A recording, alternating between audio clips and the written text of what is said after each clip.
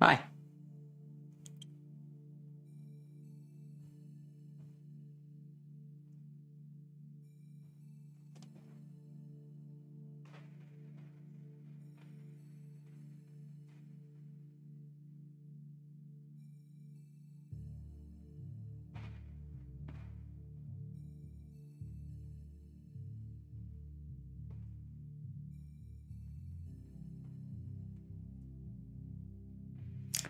Tonight we're going to be running triple spooder.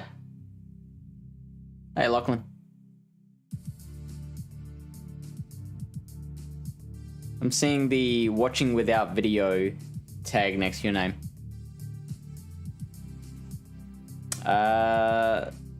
Okay.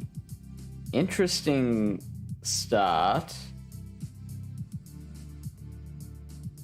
That's just Bone Club. I know, right? Oh, that's even better. Yeah, beauty. Actually, should I swap into the Gav here? I will have to use a shield.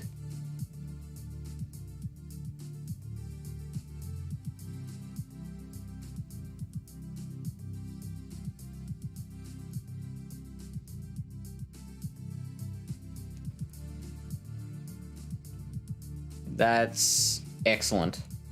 Because an earthquake probably would have KO'd.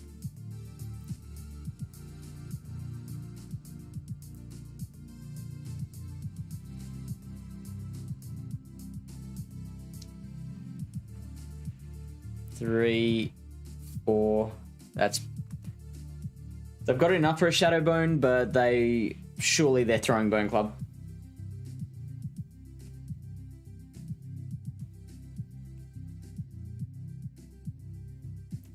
Lachlan's just pulled over. Are you sure you don't want to get home before watching us?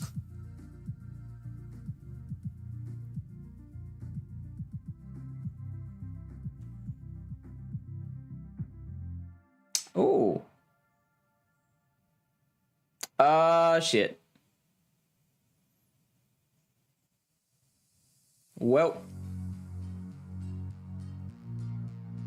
Kind of regretting the Garvantula decision.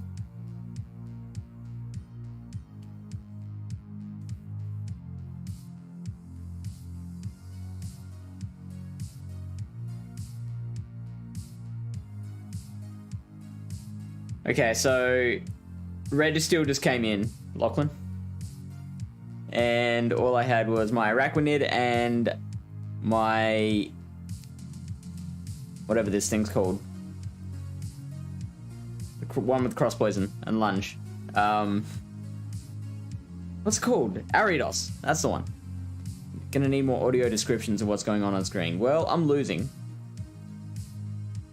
How's that for an audio description for you?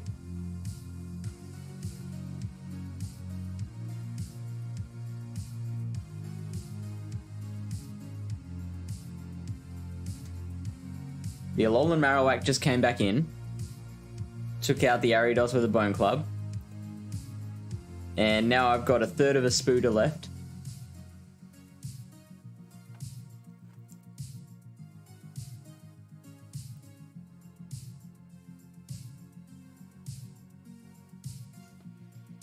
And I lost.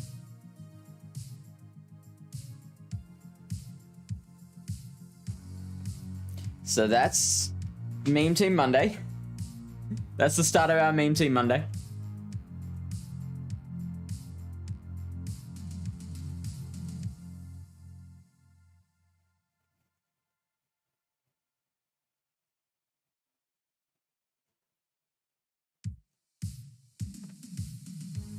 Alright, now this is exactly where you want Swampert to go.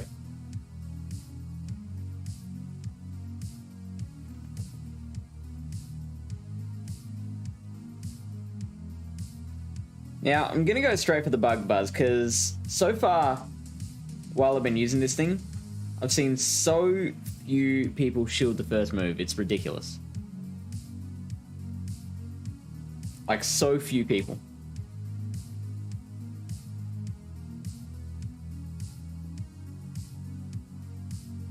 3, 4, 5. Wow, what a... what? Okay, I thought that was just a ridiculous denial. They got like a sky attack, sorry, an area slash plus a denial.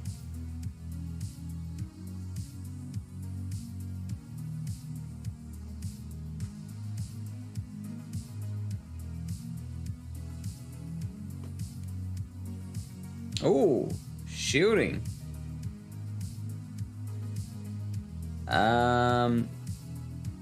Hey, Sete. You called it? Of course you called it.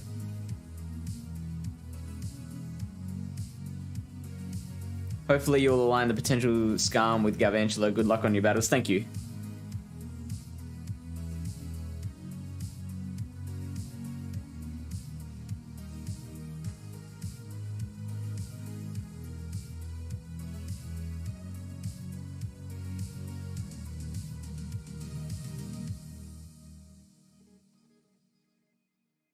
All right, what do we got in the back? Ooh, can we make it? No, we can't.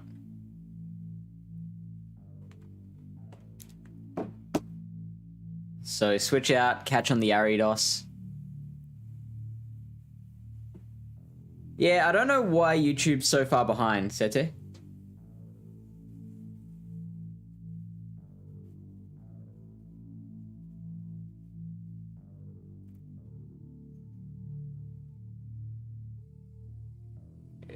It also could just be that I was watching this and didn't see a message.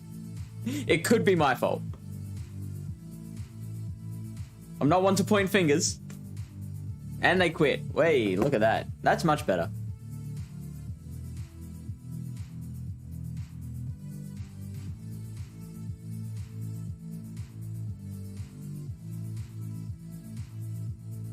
Tapu Fini.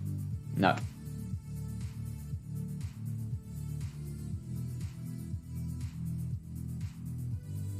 Yeah. Curious. You know what? I think it's something to do with my Streamlabs settings.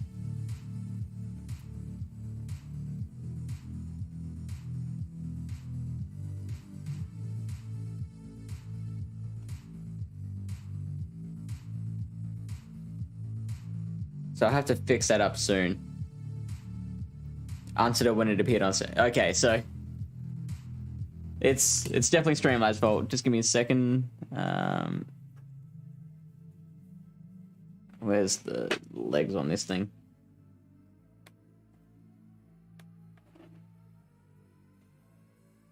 Nah, got it backwards. Yeah.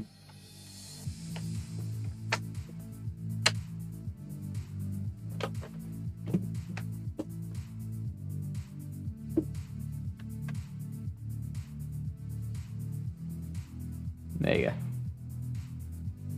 Content!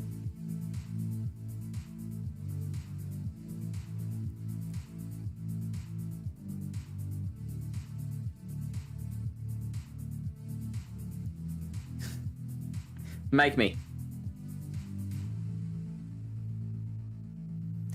Okay, so this is one of the worst things that Spooder can see. Plus I got that big old lag at the start. Hey DJ. Timestamp seems to be the correct time though. Yeah, I think it's Streamlabs is taking longer to send the stream to YouTube than it is to Twitch. Or more importantly, restream. So, okay.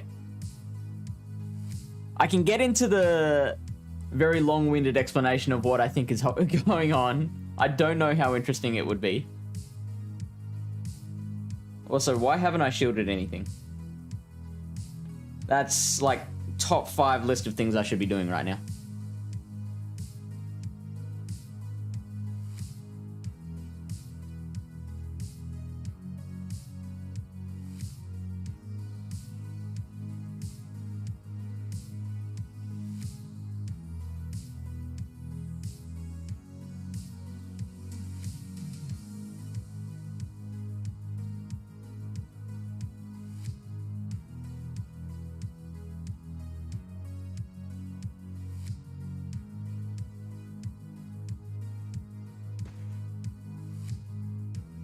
Are you looking at the timestamp on the, like on the screen there?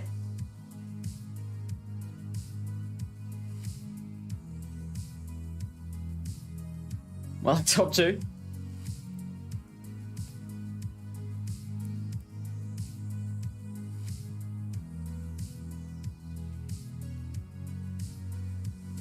Oh no! I was so close to getting another bubble beam off. That would have been so funny.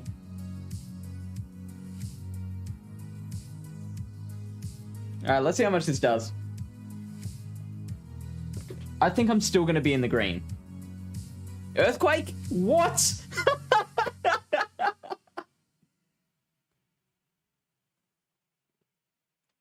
Unlucky.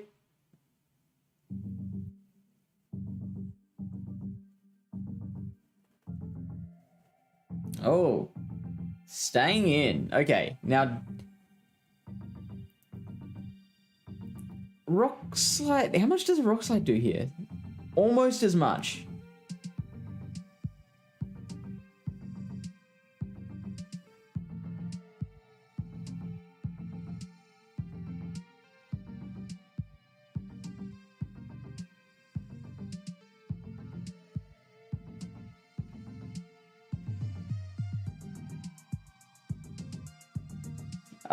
This looks like it's going to be a psycho boost.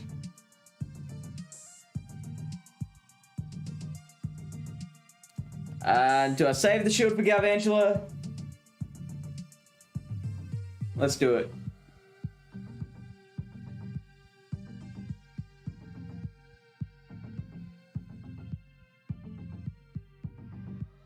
So that's another psycho boost.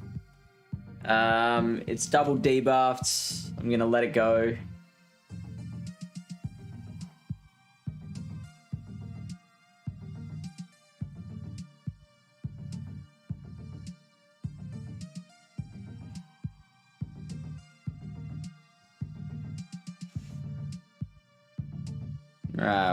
What do we got? Ooh, I might get farmed down.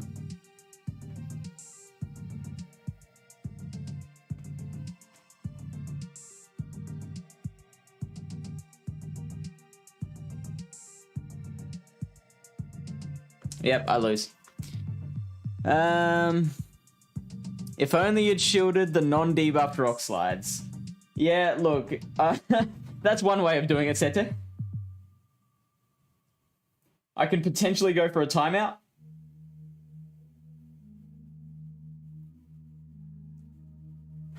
Did I win? Oh! Oh no.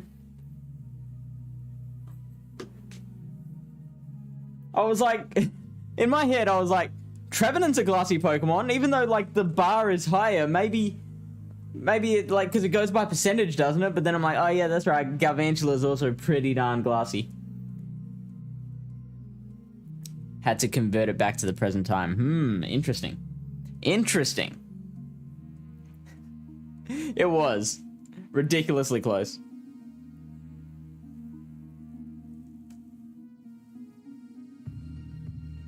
If only I'd shielded the first rock slide. This would have been a whole different story.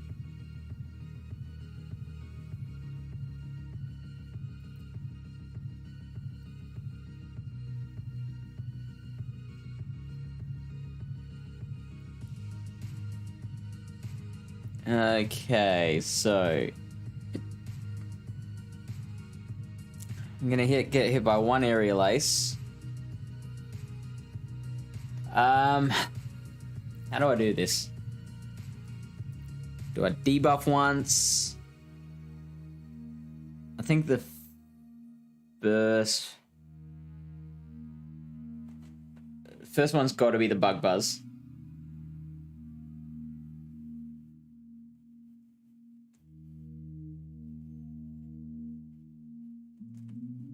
I've got the defense drop, which is good.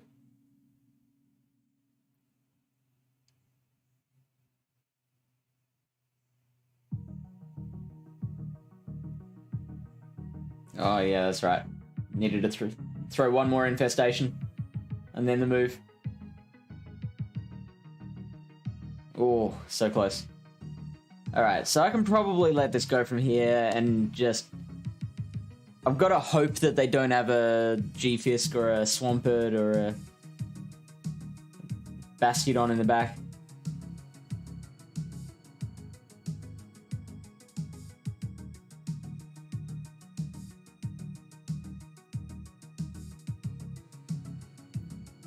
Ooh, don't throw lunge, you idiot.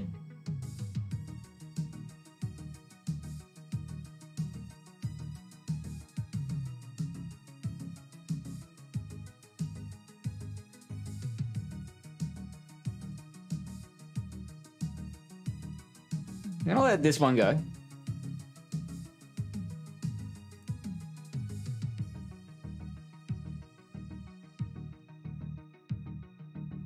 So yeah, definitely a bad move to throw lunge because the attack drop didn't stop the zap cannon from doing over 50% of my remaining HP. From taking over 50% of my remaining HP. Remember that for next time, kids. Okay.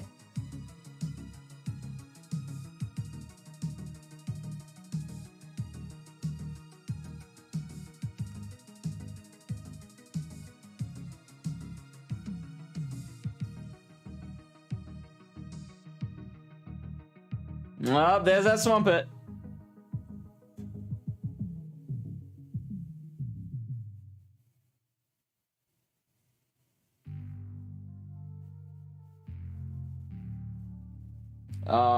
They're gonna farm. Okay. Phew.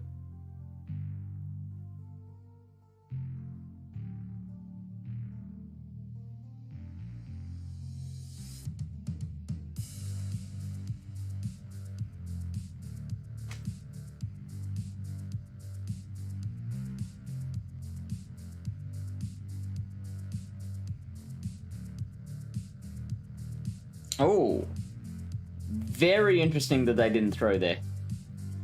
Probably gonna try and Earthquake me.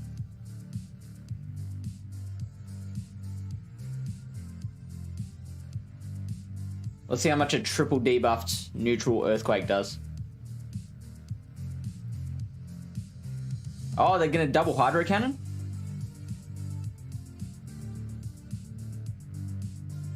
That was not the move. That was not the move to throw.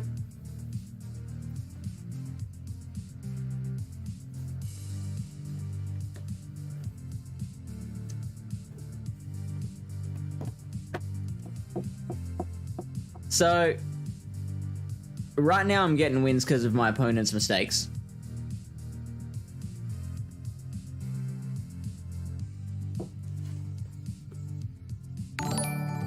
Which I'm happy with, I'll take that. Thunder Cypher, g'day buddy. I've seen you around. You've been around the place. K4RK, K4R4, K4R4. G'day. Welcome in, welcome back.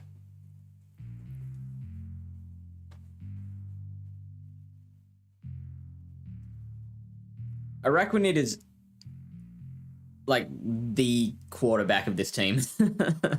Yep. Be careful of the Psyshock. That was only 5 Powder Snows though. So shouldn't be Psyshock. Karakara. Don't tell me how to pronounce this guy's name.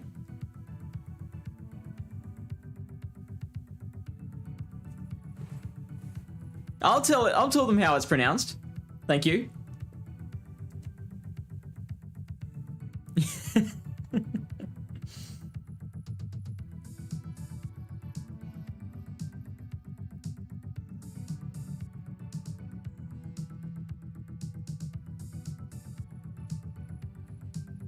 Oh, what?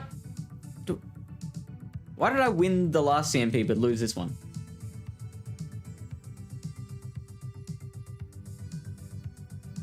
Oh, that's because it was desync, it wasn't CMP.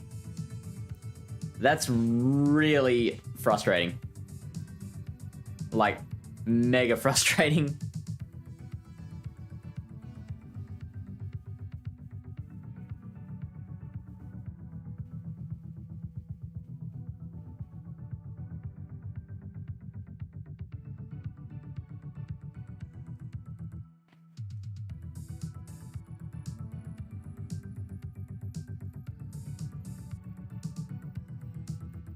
It's Cubone in Japanese, ah.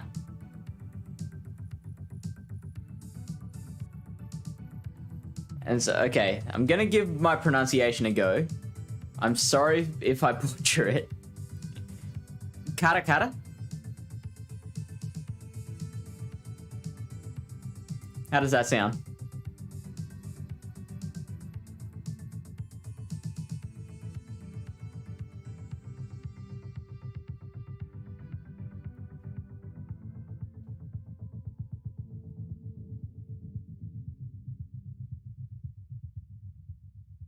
Hey, Aura. Oh, I got it. Okay, sweet.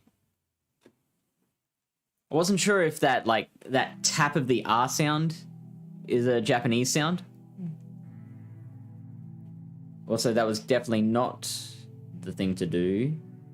The thing to throw. The Bone Club. Don't throw Bone Club unless you absolutely have to. Especially on a Shadow Bone Marowak.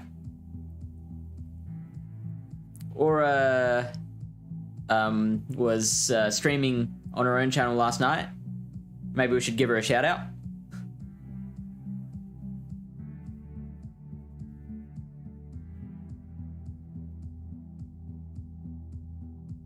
Her return to streaming. Thank you, Lilybear.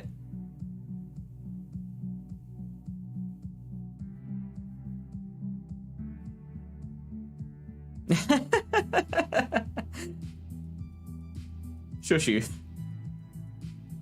So, we tried to raid her last night with our 40 viewers that we had, and I got the wrong alien aura.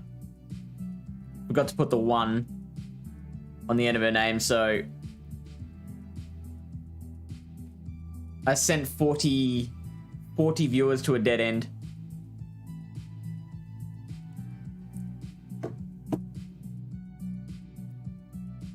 Yeah, I know you're joking. It's alright.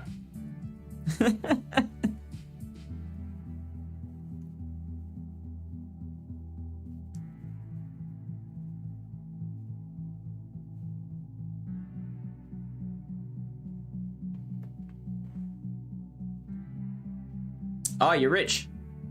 Let's go.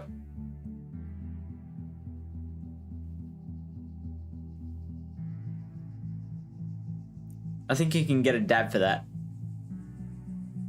Oh, sweet merciful crap. Go, Spooder, go. You can do it.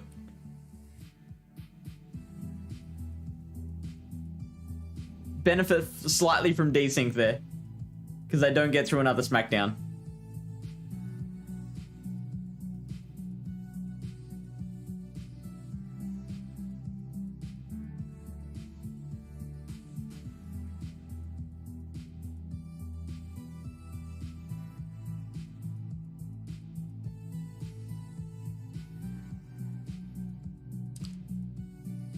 I guess I'll shield.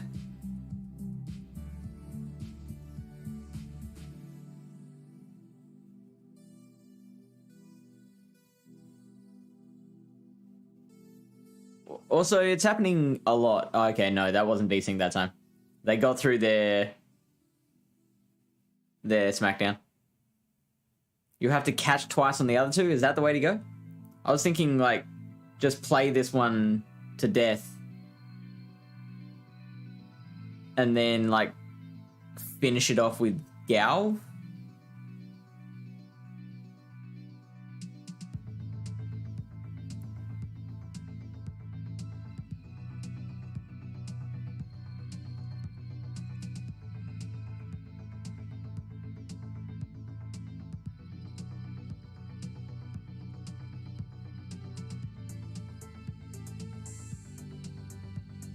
Yeah, Sakuraku, yeah. That's what I was thinking. Are they going to try and farm me down? No. They probably will, yeah.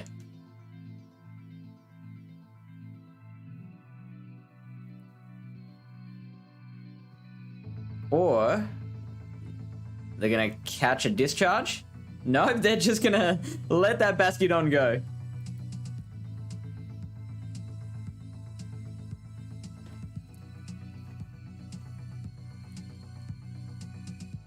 Two, 3, 4, 5, 6, 7.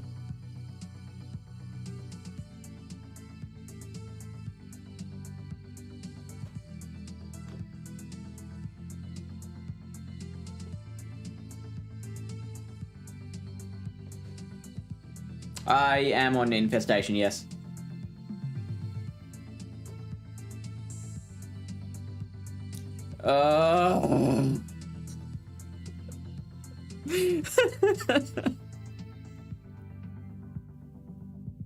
If I somehow manage to win this.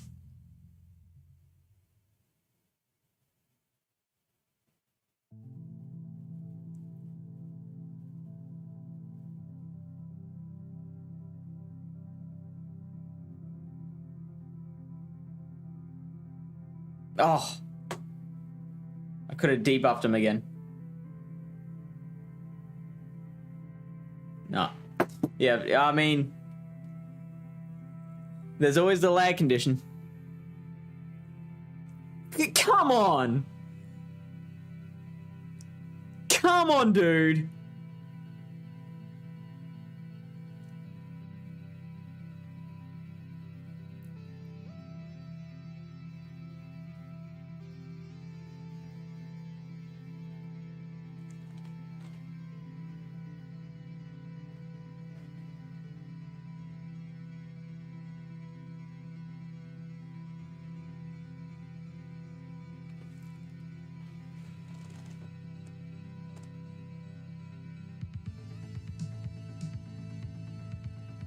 Look, there were probably things we could have done. They're messing with their food.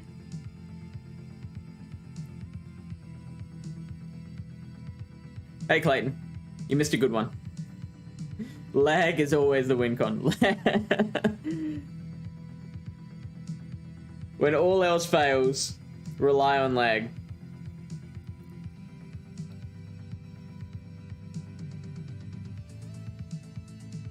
I think they call that Nianticon.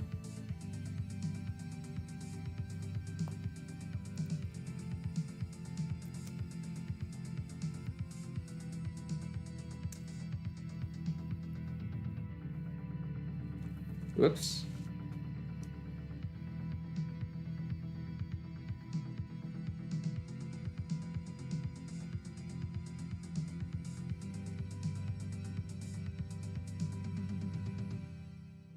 Is that right?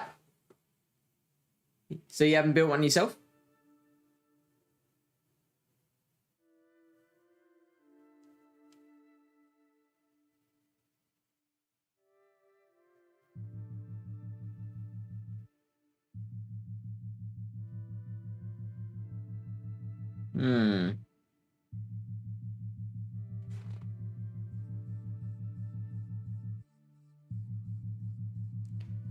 Really, I don't think there's too many decisions to be made with these battles. I think they're all pretty straightforward.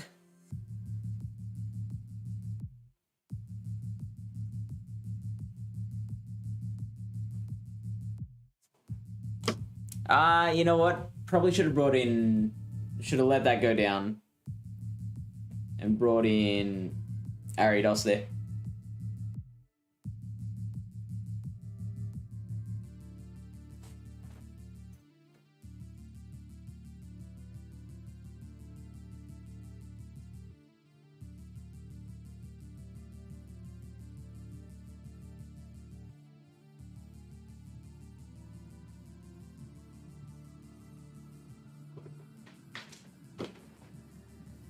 Do I survive a sky attack?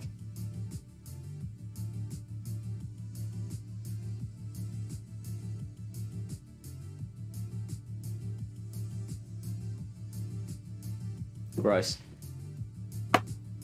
Ended up having a blast with Walrein, Shadow Ninetales, and Hisuian Electro. Ooh.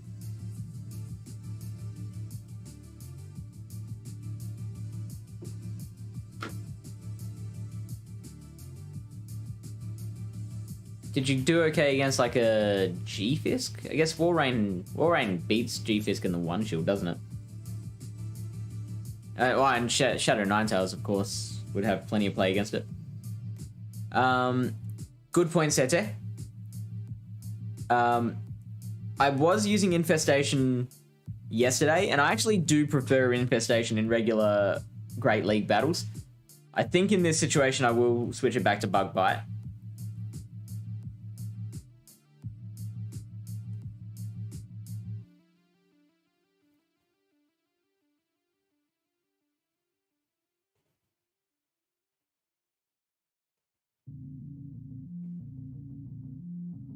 I just like Infestation can actually help you apply genuine shield pressure to a Pokemon. And allows you more opportunity to bait. Grab one of these for the XLs.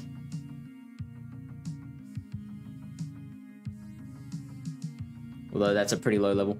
Also, I missed this one. Man, I'm usually a spammer and cannot spam through YouTube, and I don't have access to Twitch. This is frustrating. Nianticon. That's good. Why don't you have access to Twitch? Were you banned?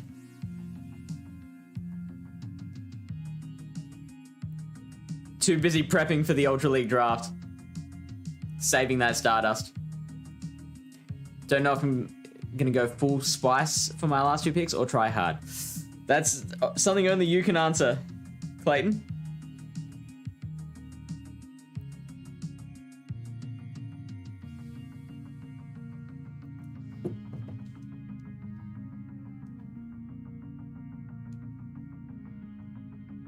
What have you got so far?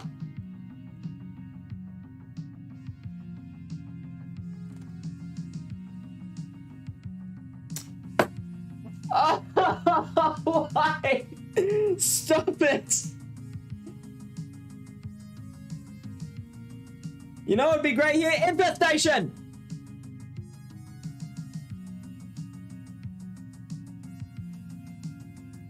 Who's running Probopass?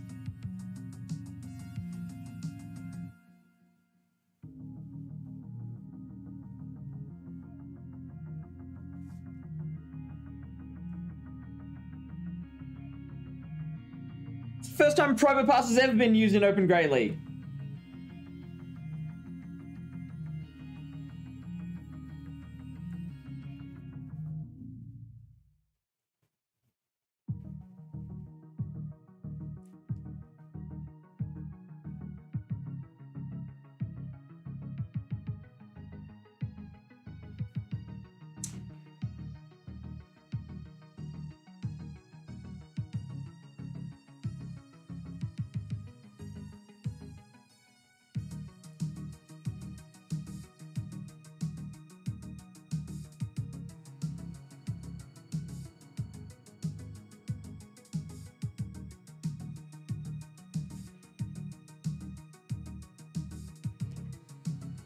Maybe I should have gone lunge there.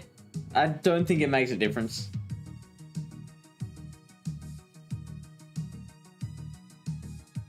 Oh, this guy wants to two-shield flex me.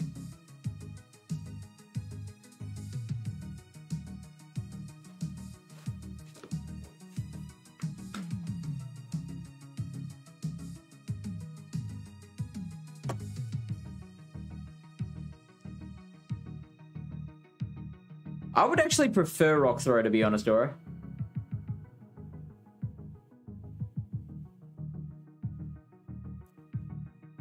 Because I'm now down, like, this is already a bad situation. And then couple that with the fact that I was down 2 shields to none. And wonderful timing on their part. Now, the bright side is that a lunge will take them out from here. The downside is that they have a shield still. Or they can just catch. Why not?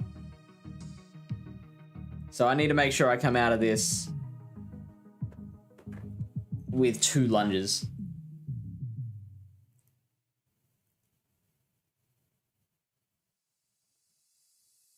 And they win CMP. Take note of that.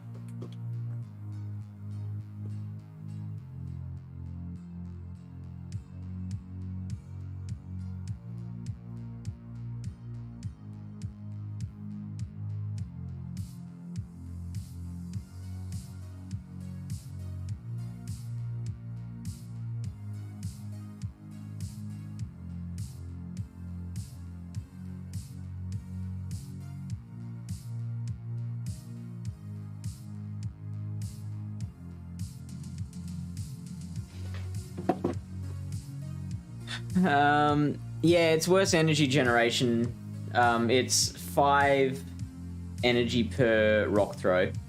And of course the rock throws are doing a lot more damage, but I would take that. I'd rather take that than the increased shield pressure of Spark. Because I think if I had shields there, I might have won that. Wish I'd been smart enough to think of Spooder team. I mean, you can do this, you can, like, run the same team. A turtle team? So what, Blastoise... Caracosta? Could you build, like, a... Or Torkoal? Yeah, after GoFest? See, Infestation would be better here. I think I might switch back to Infestation.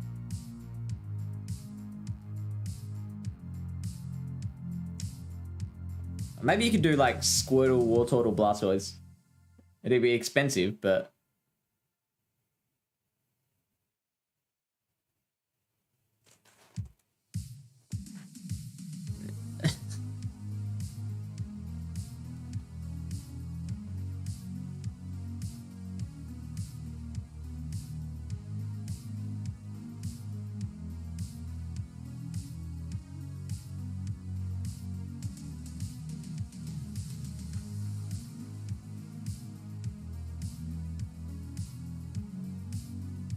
Why are they building up so much extra?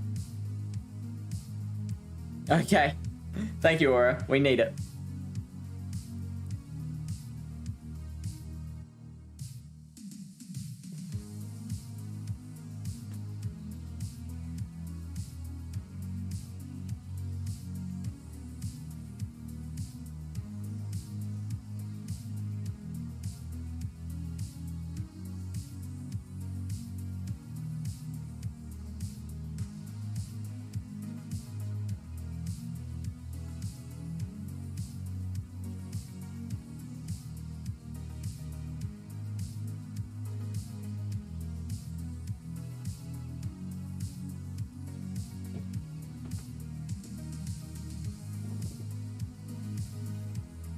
Yep, sure, I'll take that.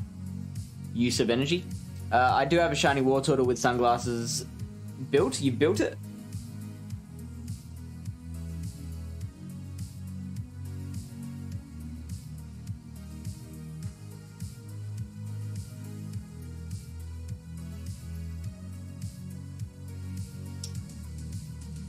Should I have predicted that there was an Alolan Ninetales in the back?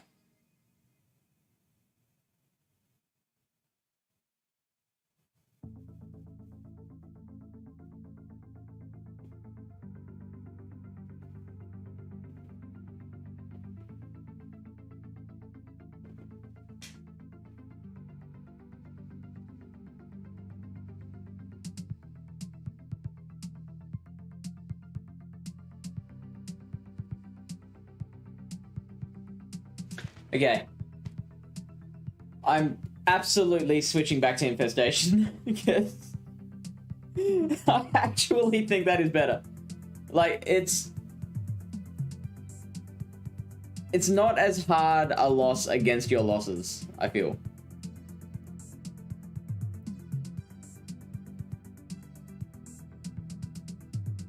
No, what am I doing?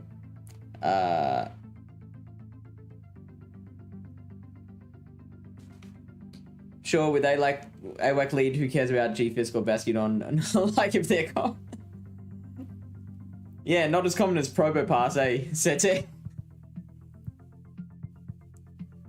A-Tails was like, okay, so that's what I've been struggling with my entire PvP career. Like, how could I have guessed that?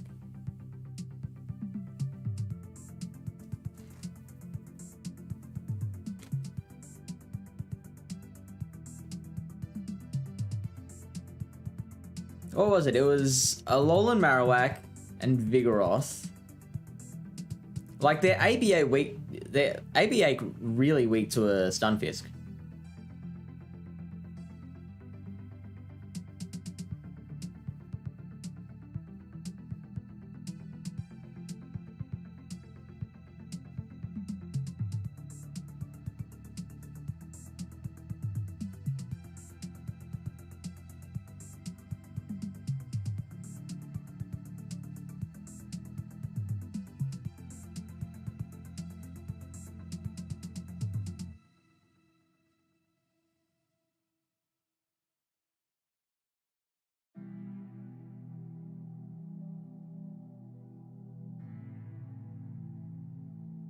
Okay, I might wear this and then come out with Ariados. Oh, shoot. I hit the thing accidentally. Whoops.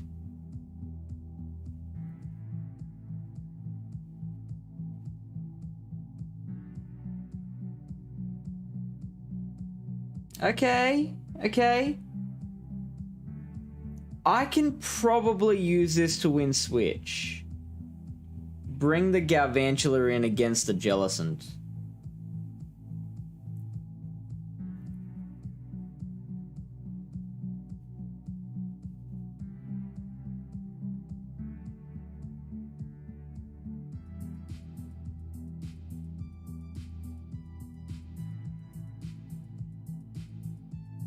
Are they gonna Earthquake me?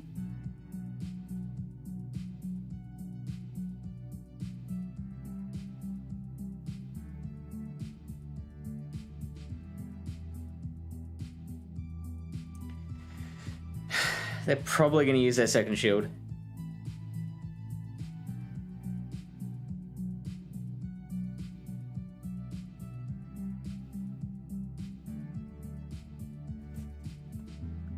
Oh. I still think I go down here. This is the absolute worst case scenario. Oh, hello.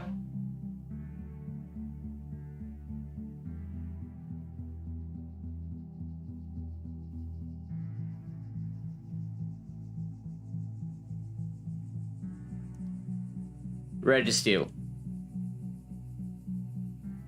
Up against a freaking Registeel.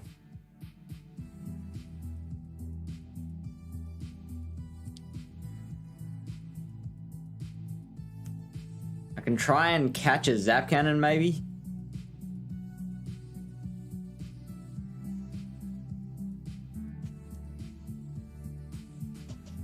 Okay. Focus Blast. Oh, so gross.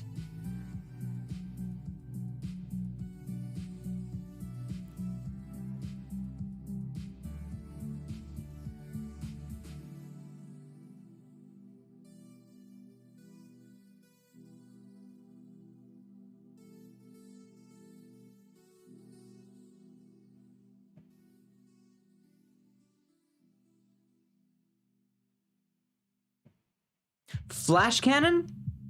They don't have Zap Cannon?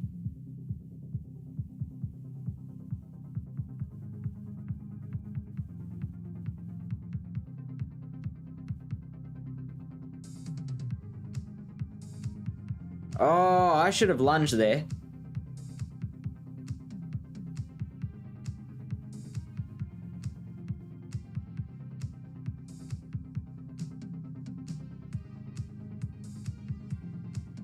Oh! Oh no! Stop it!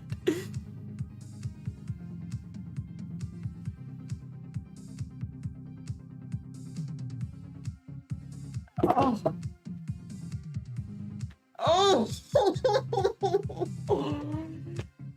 If I'd lunged instead of discharged, I would have won that.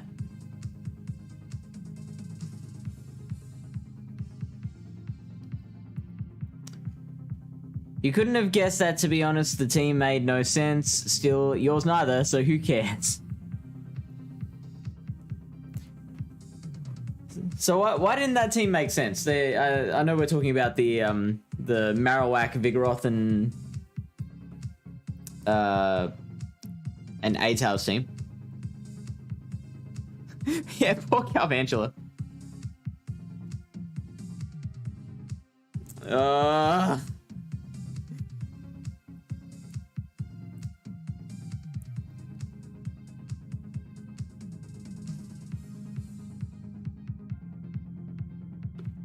This isn't the worst thing in the world, actually.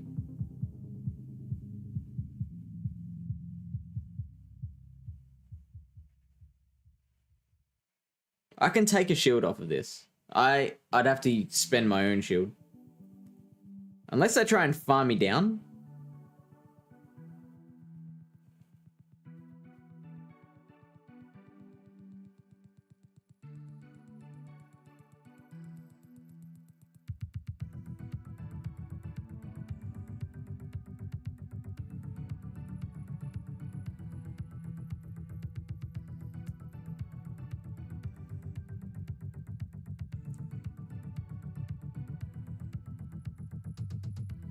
Oh.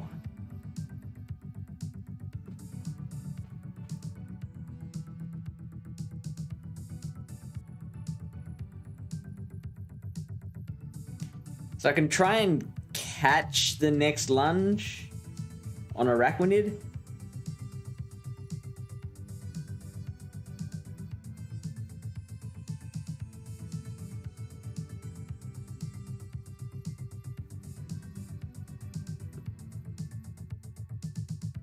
In GBO, it makes no sense. ABA, you're giving up battles in so many leads. Okay.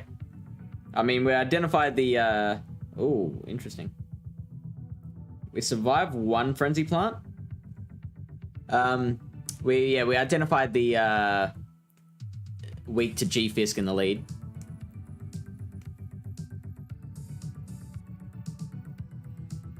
Now, I don't think they'll shield.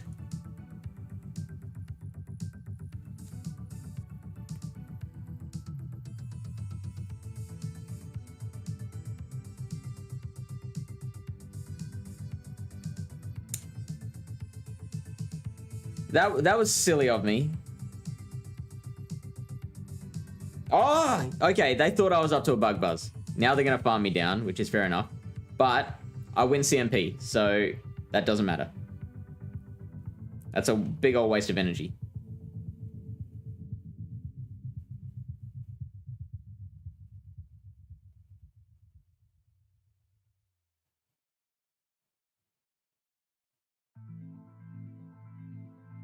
Now, we are going to lose the CMP, so hopefully, I believe the lunge still KOs from here. Even being lunged. And if it doesn't, they should be in Volt Switch range.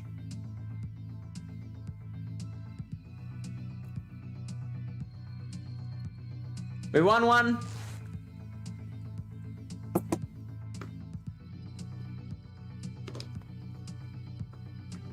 Hashtag best PvPer.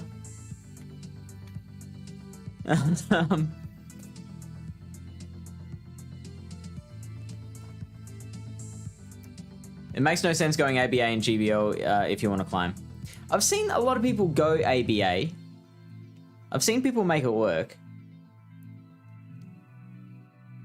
What's Rowlet's full? Oh, yep, you got it.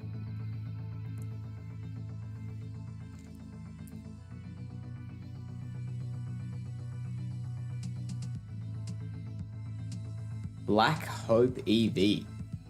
That's an excellent name. All right, let's do it.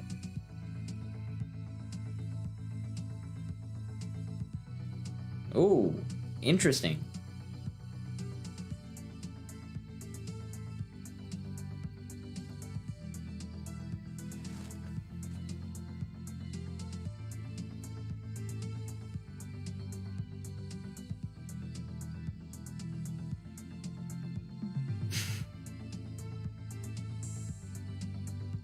In under 2 circumstances, hey?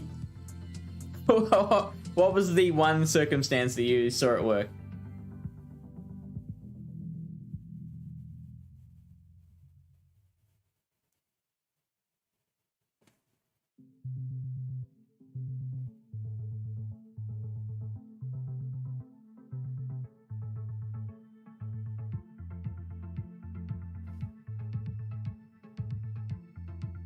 We're still faint, right? Oh, yuck.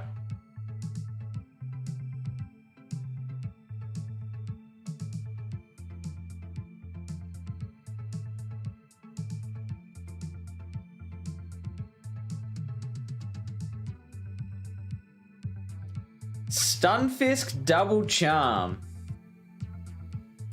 Stunfisk double charm, people.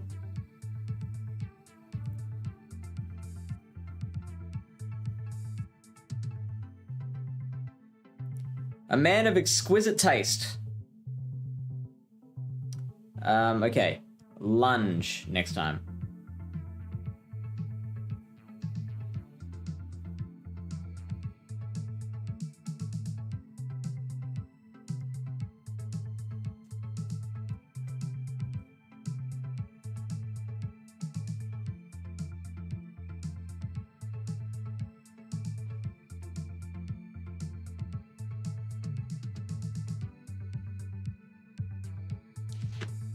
That's a significant amount of time we're saving there. I'm normally not a quitter, but it was going to take a while for them to actually KO us. Your lead is a charmer, so you apply a lot of pressure. This is also valid with Altaria. This has a pressuring move. Your ABA weak to charm in the highest elos. Nobody uses charm there since they're so RPS.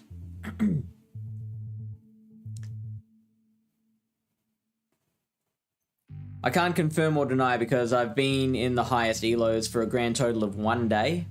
I made Legend right at the end of last season.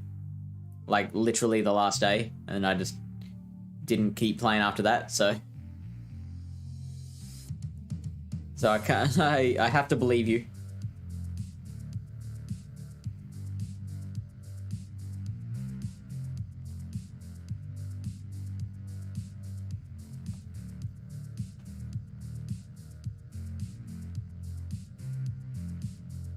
But what I'm also hearing is that leading a charmer is the way to beat the high elo players.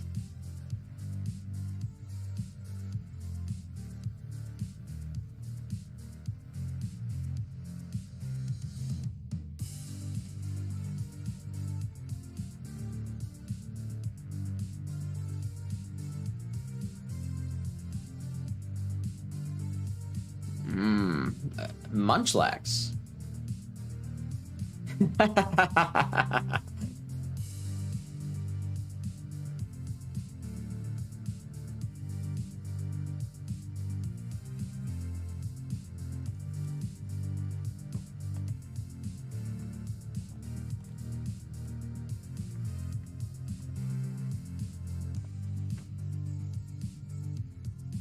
Come to Pallet Town. Gunk shot! You monster!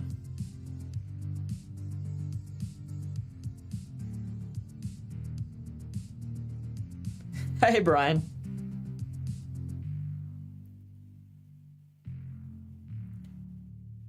Wow.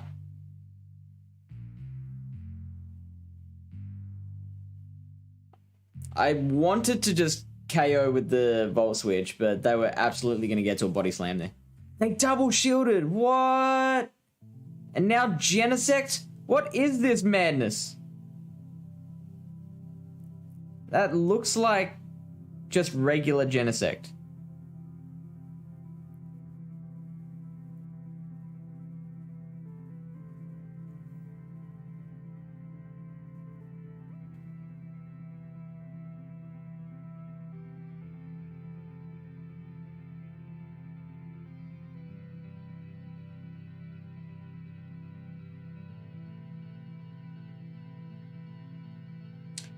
He did just gunk shoot at me.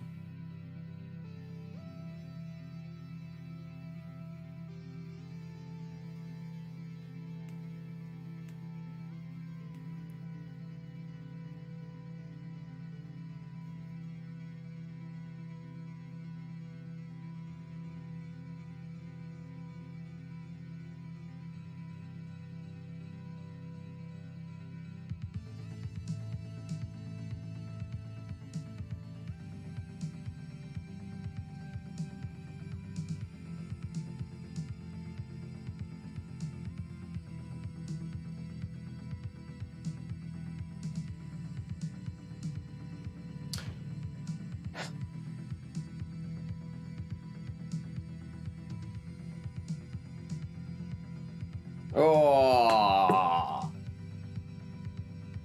Oh.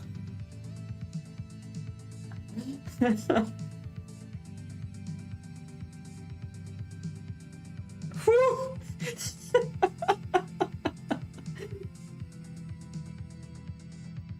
What a roller coaster.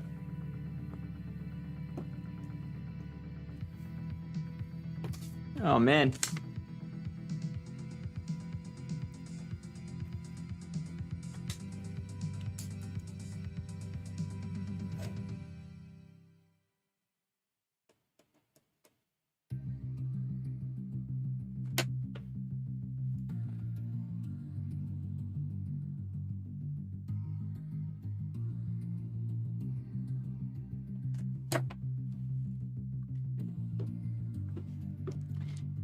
Using a charmer is the best way to beat the high elo. Strongly disagree. Well, I mean, I'm going by what you said.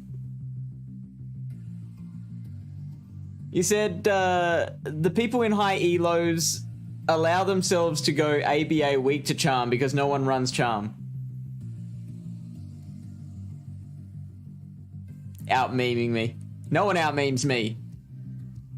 This is my own meme team Monday. Get your own meme team Monday. Genesect is kind of like a Spooder, yes.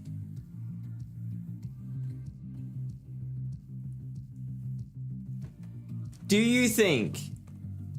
Is it worth... Wait. I'd have to build a Genesect first. But... pretending for a second that we had a Genesect built. Would that be good... in this line at all? Oh, you misunderstood. Okay. In the chart. Yeah.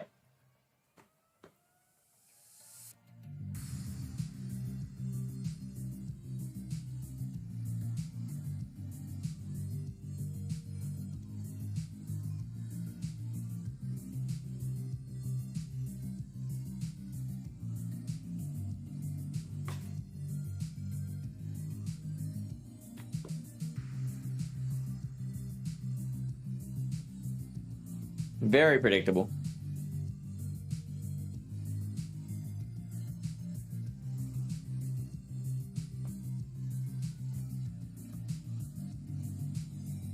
Oh.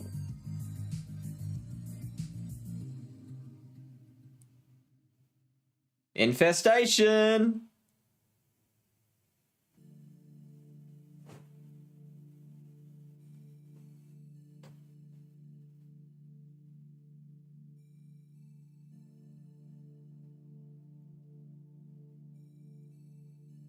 Catch a play rough.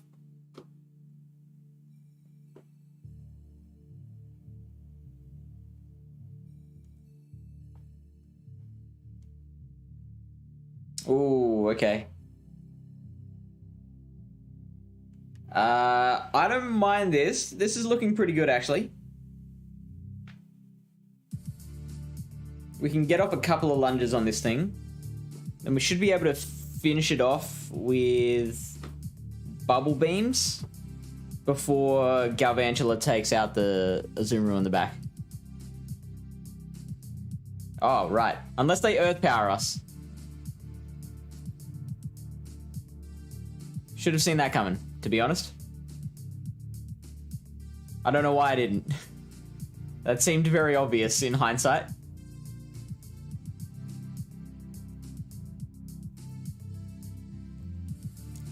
Lucky you guys don't watch this stream for high quality educational plays, right?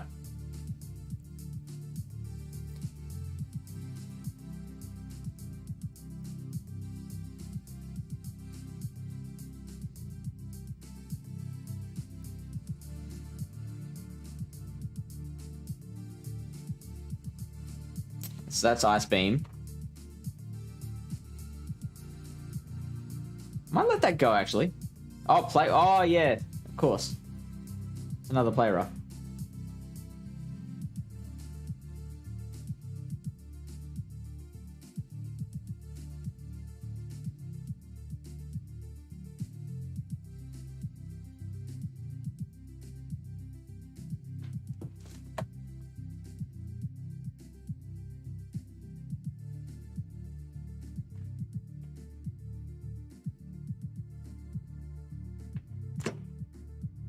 Yeah.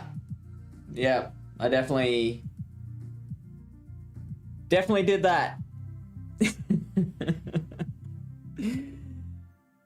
Would Genesec be good with this line? I don't think so. It may give you like another answer to your main core breakers, especially with a fire move, but no. That sounds reasonable.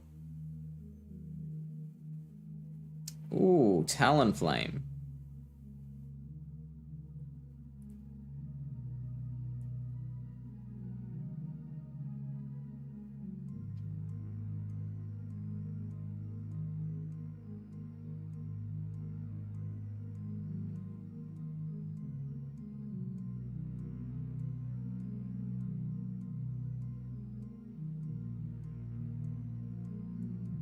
Okay.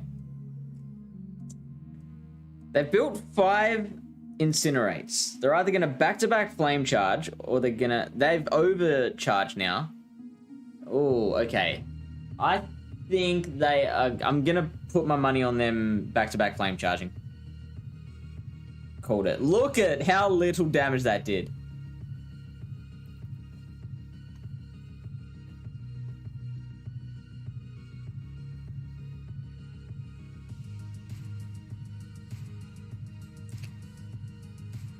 I'd like this to be an ad for Infestation Araquanid, but this is more to do with my opponent misplaying than anything else.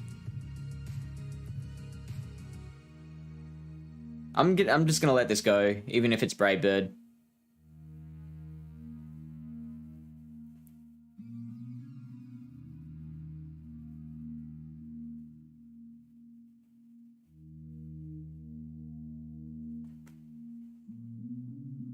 Don't be G-Fisk. Don't be G-Fisk. It's G-Fisk.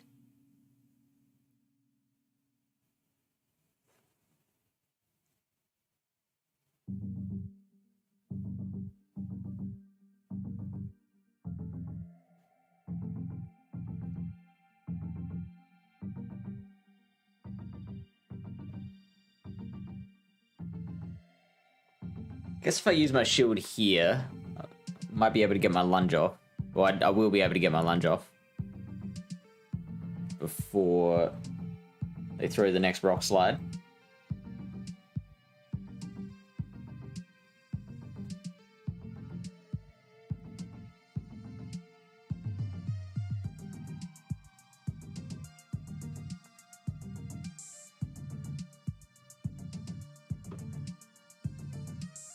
Earthquake.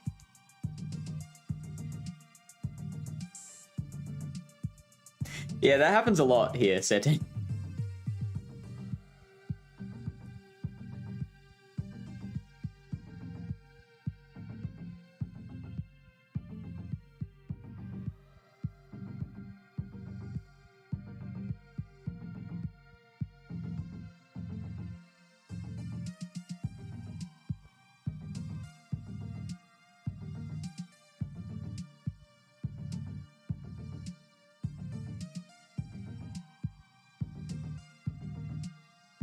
If they didn't have shields, then this would be a pretty interesting battle.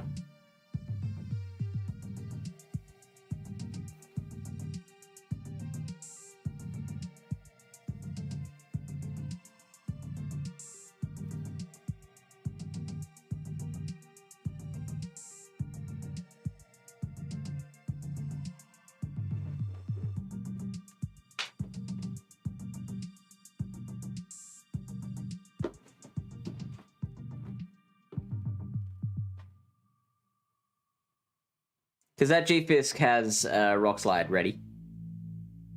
Alright, thanks, Ete. It's good to see you.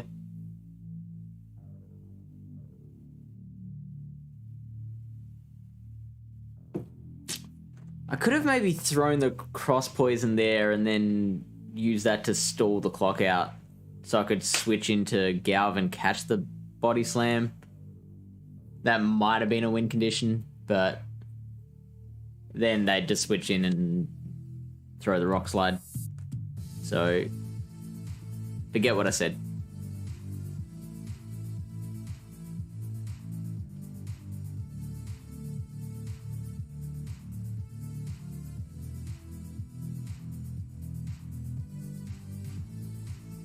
Living Matica Loca. Oh, I gotta watch out for the wild charge.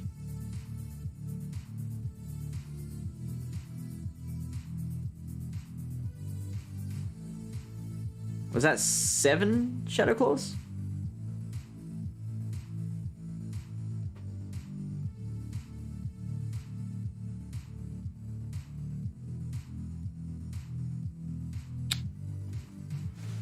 Very poorly timed.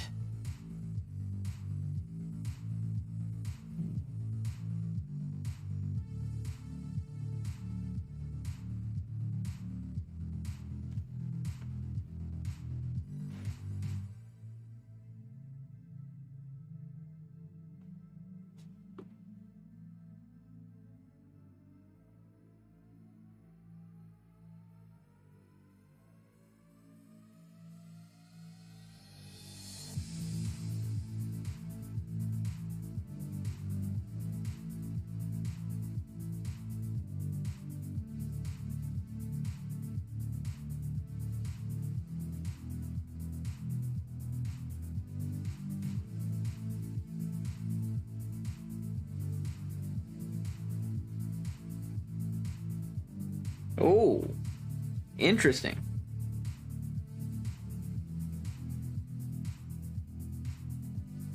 So they double resist the lunge, but maybe I should throw the lunge anyway. So that those mud bombs do less.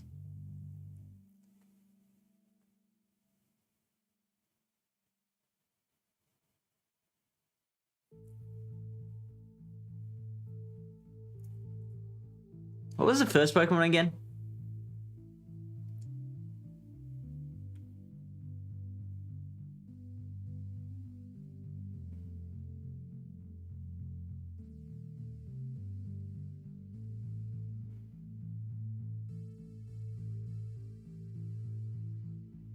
Oh, come on. I switched out of that.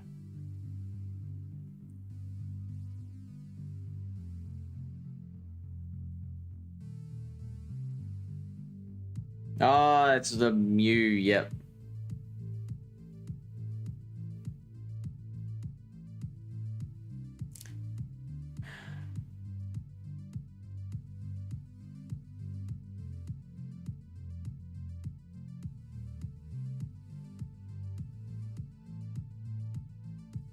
Ah, yes!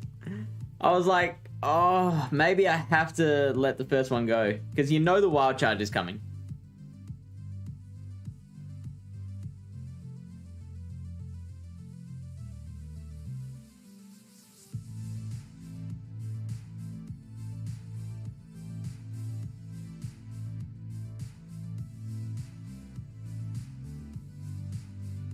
Okay.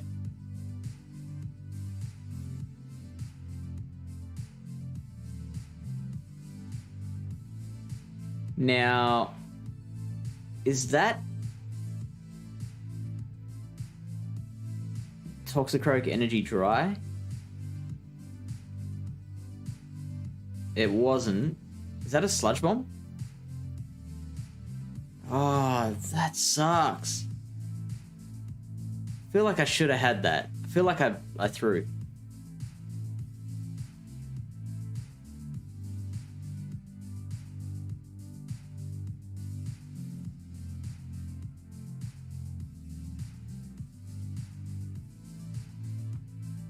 Lemonade.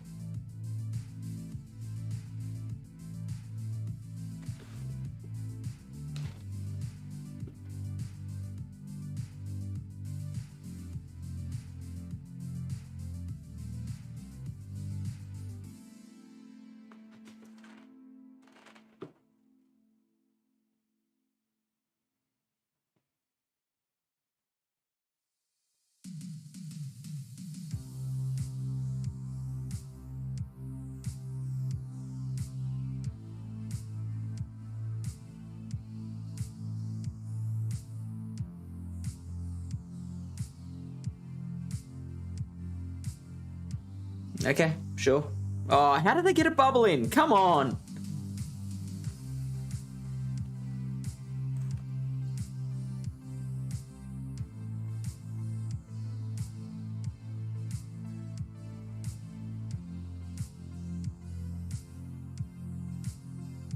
Now, they don't need to shield this, which is very frustrating.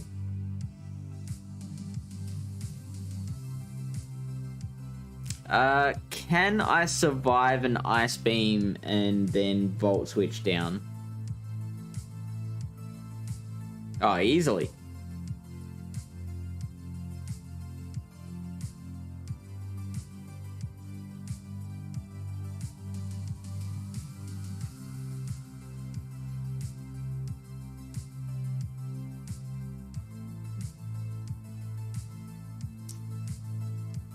Very good. Very good.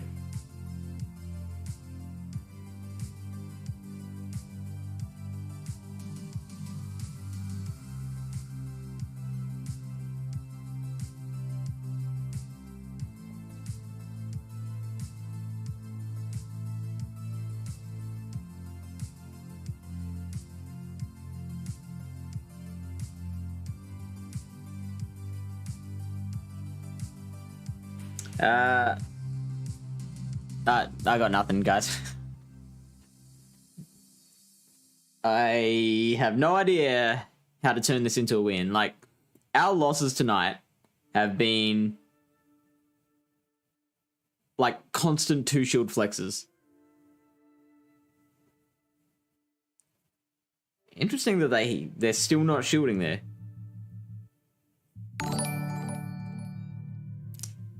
Liam's Pokemon Liga.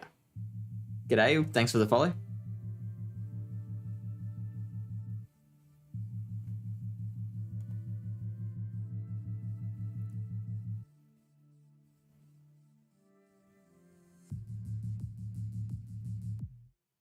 This punk is going to 2 shield flex me.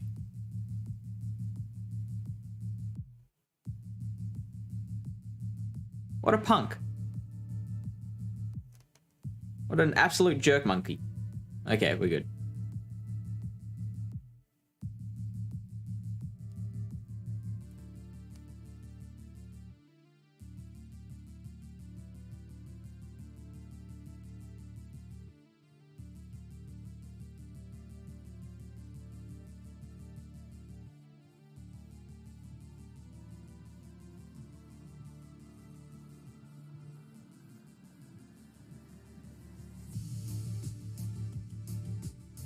The annoying thing is that it's going to take 2 lunges to take this thing out.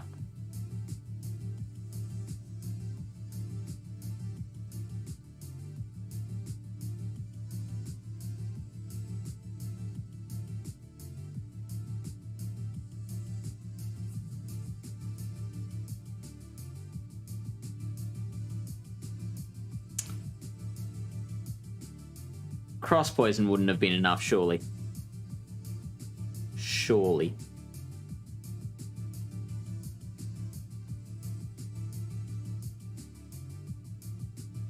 G'day, mate.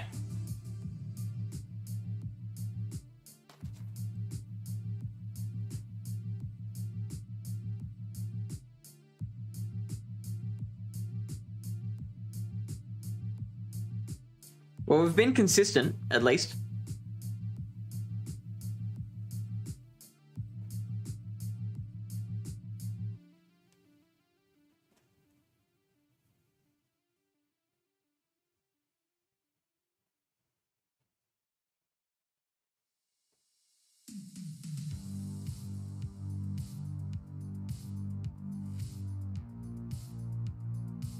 Okay.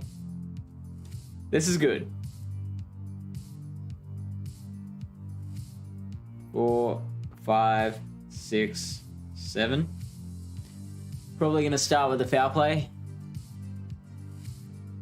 which we are fine with. Oh no, you got me.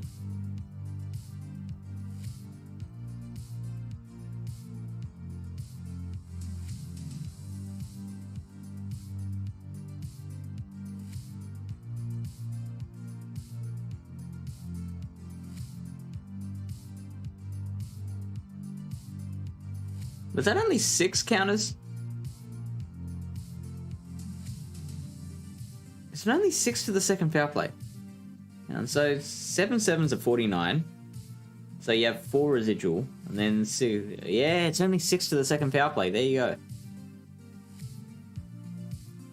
Ah, great.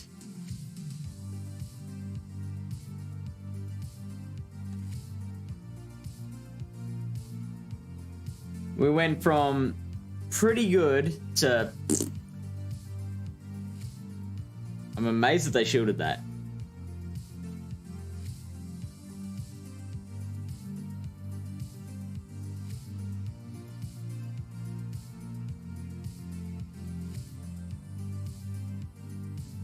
It's a purified...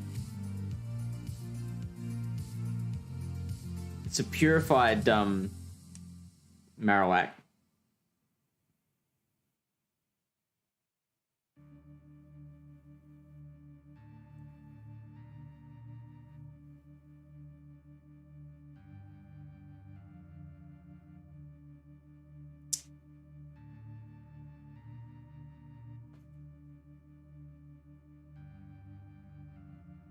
Now we're gonna have to double shield this Aridos.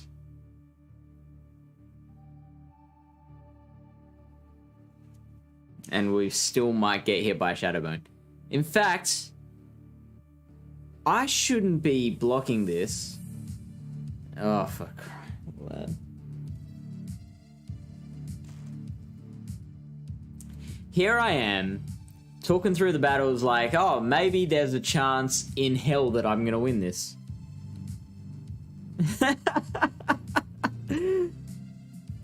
Beastar, thank you for your concern.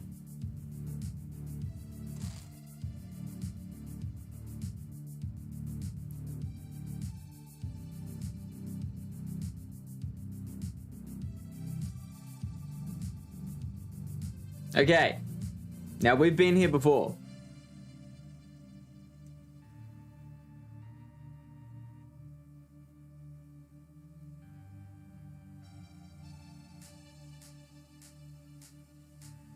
Okay, I'm fine with that. Rosa Raid, interesting. So the Scrafties built 10 counters. Remember that, guys, 10 counters. 13, 26, 39. Let's show this.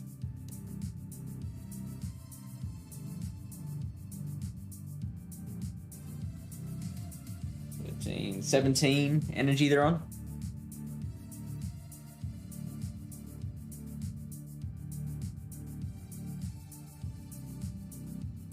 $30, 43. Oh, yep, they win CMP. Hey, Wildcat. Can we have a shout out for BTW, please? Pretty please.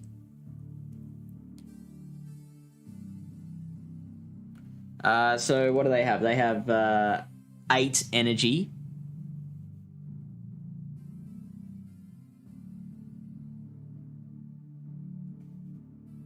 Thank you, Lilybear.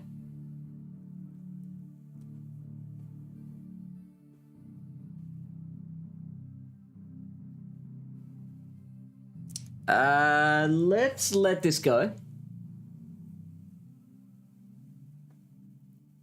So now they're on 3 counters worth.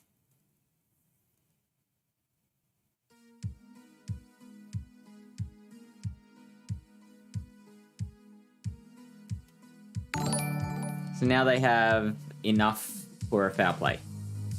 Turtle Shell 02, thank you for the follow. You're in the right place. This is a turtle-friendly zone.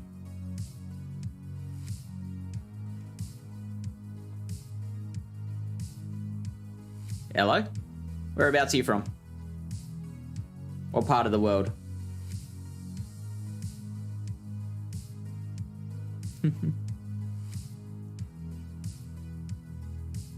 Oh, Bosnia.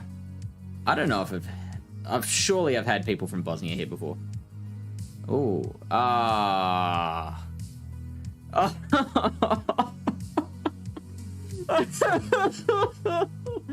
oh no.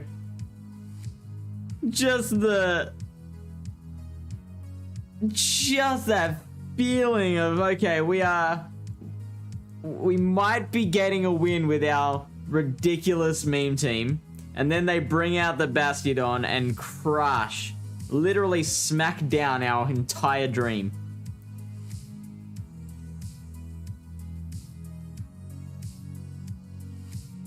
No, Lily Bear. I recognize Stabber says that. Flamethrower. You jerk.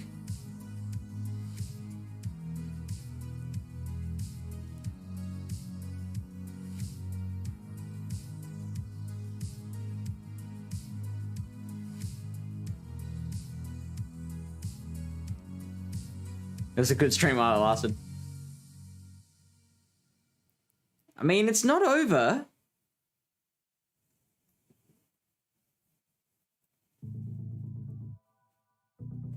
G'day, mate. Why are they flamethrowering?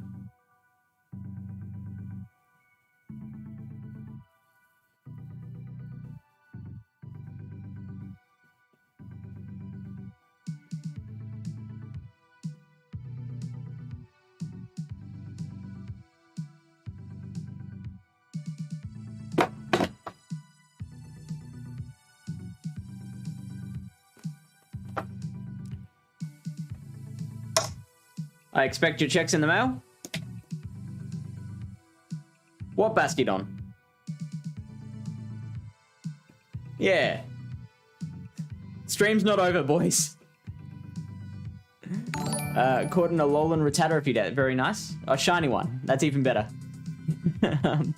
Isaac the Milko. G'day, mate. Welcome in.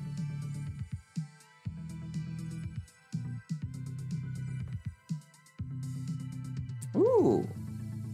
Sableye. Now this is a situation where you definitely want Bug Bite.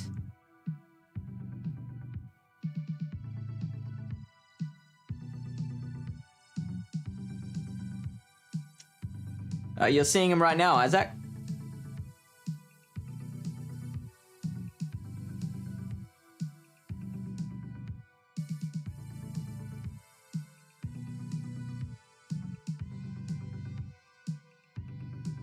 Excellent, that's what I wanted to see.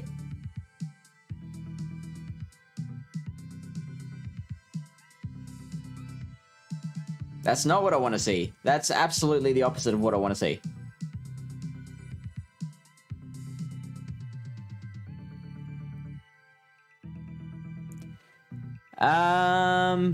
Do I have any tips to get good Pokemon?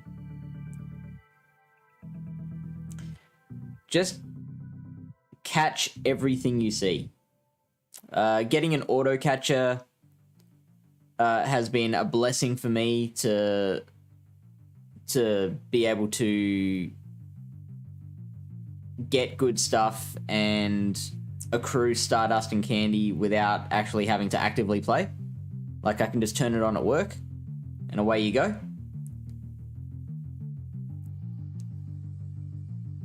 I actually wasn't able to play Geodude Community Day because of regionals. And I had the auto catcher on while I was playing. I didn't, like, it wasn't a particularly spawn dense area.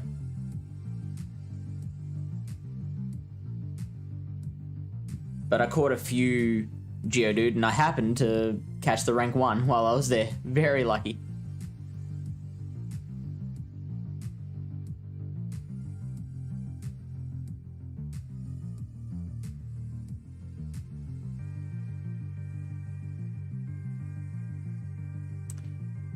How do you gift quests without friends?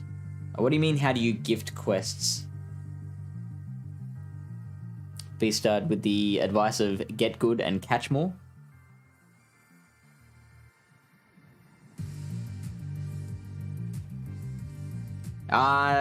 Lunge. Go lunge.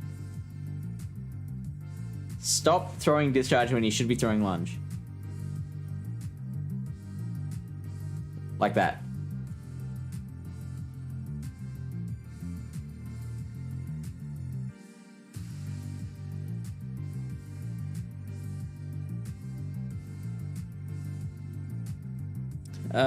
Watching fish, also a great way to get better, and listen to BDW podcast. BTW.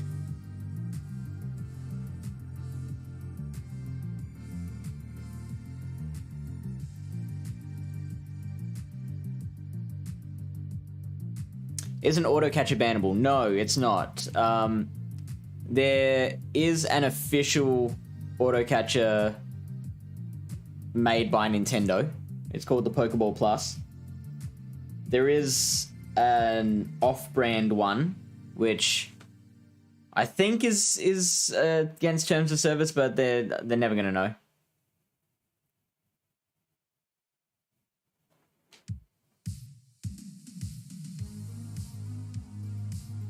That is actually perfect.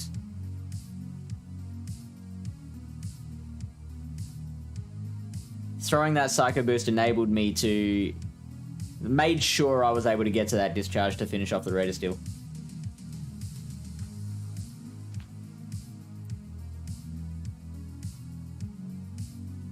Okay, Turtle Shell.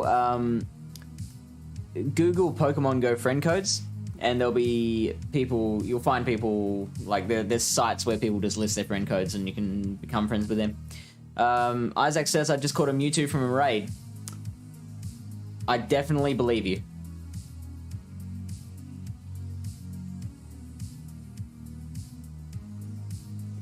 Is Spooder... Spoofer bannable? Yes, it is. I thought you said Spooder. Spooder is not bannable.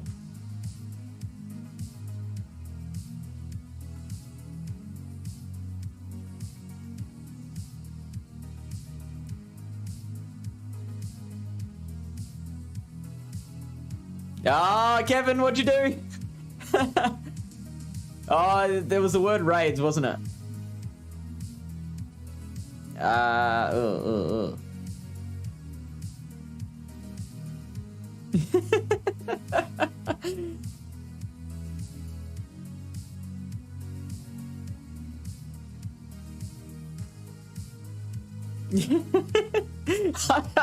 get such a kick when that happens.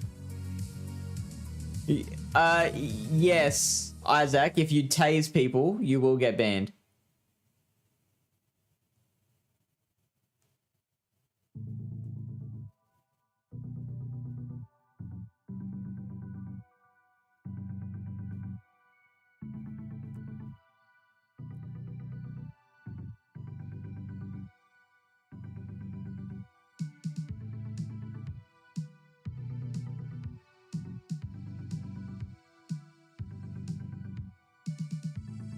Well, 18, 24, 36, perfect. Perfect.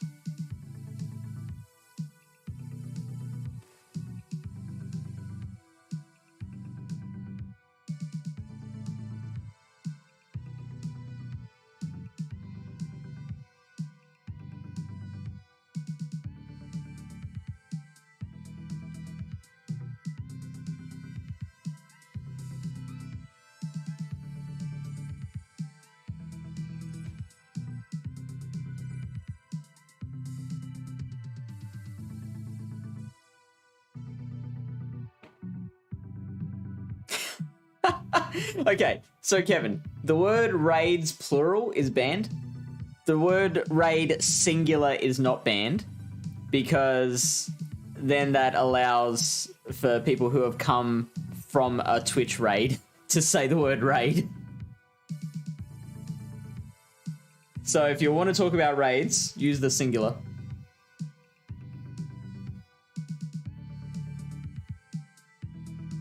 Why is this Steel Wing?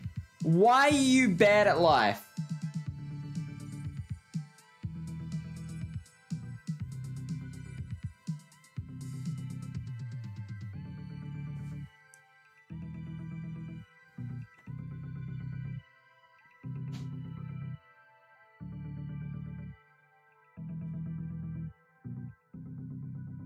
I can't believe we're going to lose to a Steel Wing Skarmory. Well, why is it banned? Because we had so many people coming in and asking for friend codes and for raids and for trades that I got fed up and just auto-timed out the words.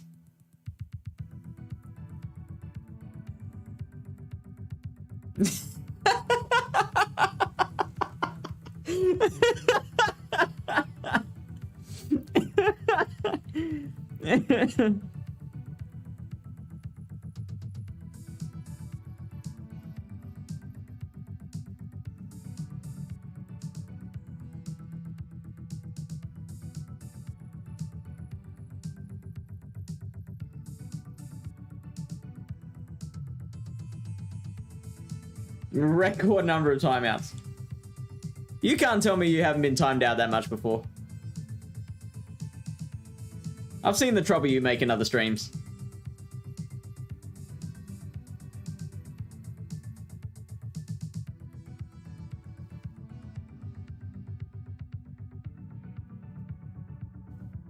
So, Nismo, anyone who's a regular to the channel will learn that the banned words are in place and figure out a way.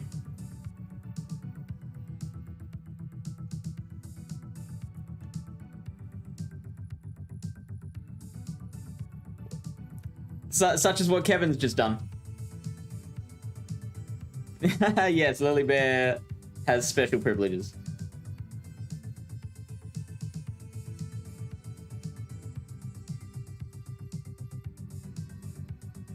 Exotic Productions is in the chat. G'day, Exotic Productions.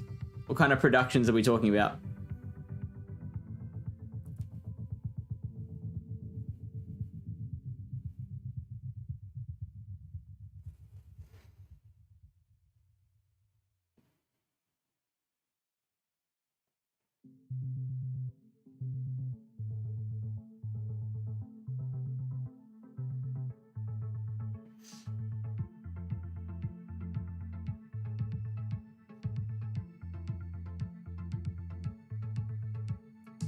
Do you think PvP tournaments will ever be in Master League? That's a good question. I think one of two things will happen. Either the Master League meta will eventually get big enough. Oh. That we'll be able to run actual tournaments in there. Or everyone's going to lose interest in Pokemon PvP. Pokemon Go PvP. One of those two things will come first.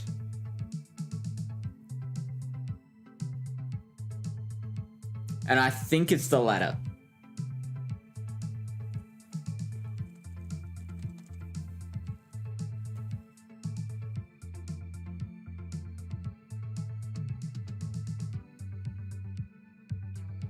How do we lose CMP there?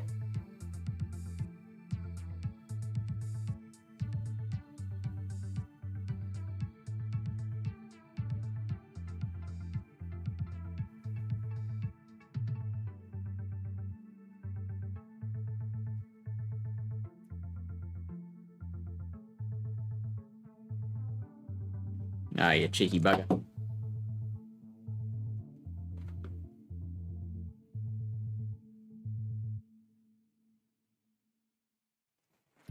By the way, how much Wi-Fi does Pokemon Go use? I'm about to go on a bike ride and we'll just put Pokemon Go in my pocket to hatch eggs.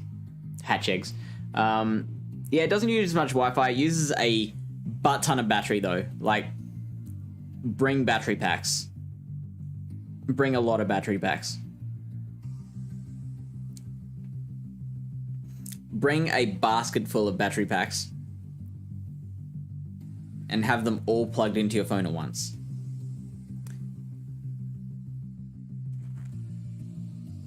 Exotic Productions does content about football and stuff. You're probably the only channel I know that does football and stuff. Are we talking round ball football? Or American football? I'm assuming, I mean, Americans are starting to wake up, so you could be from America. More likely you're from Europe. Or Australia.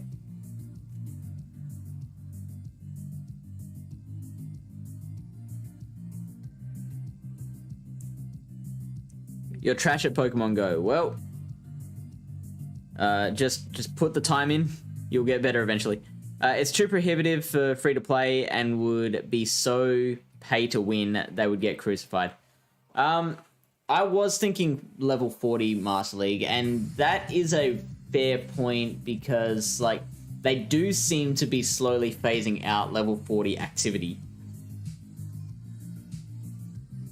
which I'm disappointed by. So yeah, if they wanted to do anything in Master League, then it would end up being level 50, and you're right, that would be too prohibitive. I can see Ultra League happening. Like, the Silph Arena is already starting to use custom Ultra League metas for factions, which I'm so encouraged by, because that shows that Ultra League is now diverse enough and accessible enough that that's possible.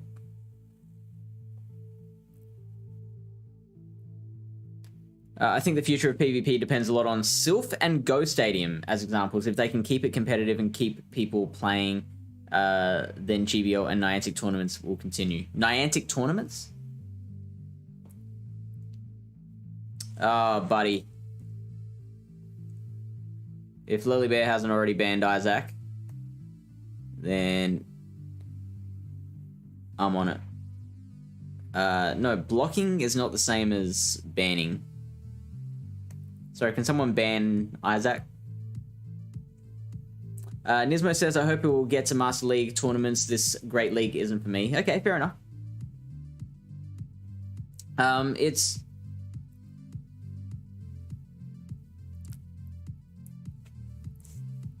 Yeah, it's like a whole different world, Master League, I feel.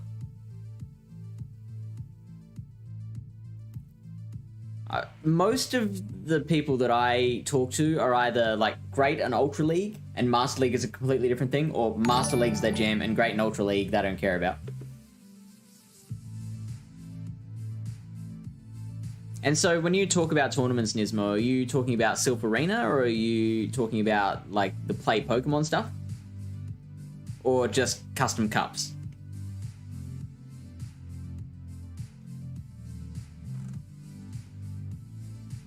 Turtle says, that's stupid, I just want to hatch eggs. Well, sorry that my example of having a basket full of battery packs was stupid. Just ride real slow. If you keep the phone off, like as in the screen locked, then I don't think it'll take that much battery power. MLPC could work for a tournament. Do you think it would work now? Or do you think it would still need to get more diverse for that? But if they only do level 40 Master Leagues, then people same got them powered up to 50th. Yeah, that's a good point as well. But I still think that's the lesser of two evils. Like, yeah, so the disadvantage of having it level 50 is that it really benefits the people who are paying to raid non-stop.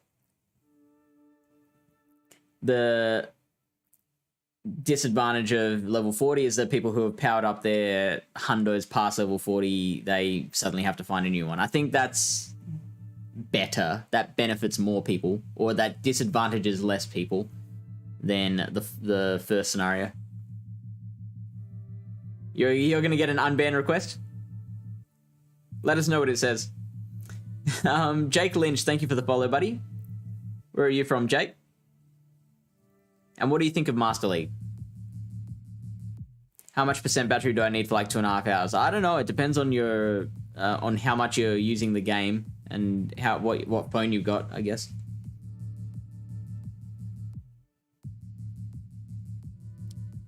Oh yeah, okay. You are talking about play Pokemon. Yeah, that'll take a very, very long time to happen. I don't think it ever will. I can't see a scenario where play Pokemon are like, no, we need to make this fresh. I hope I'm wrong. Because, I'd love to see, like, this year it's Great League, this year it's Ultra League, this year it's Master League.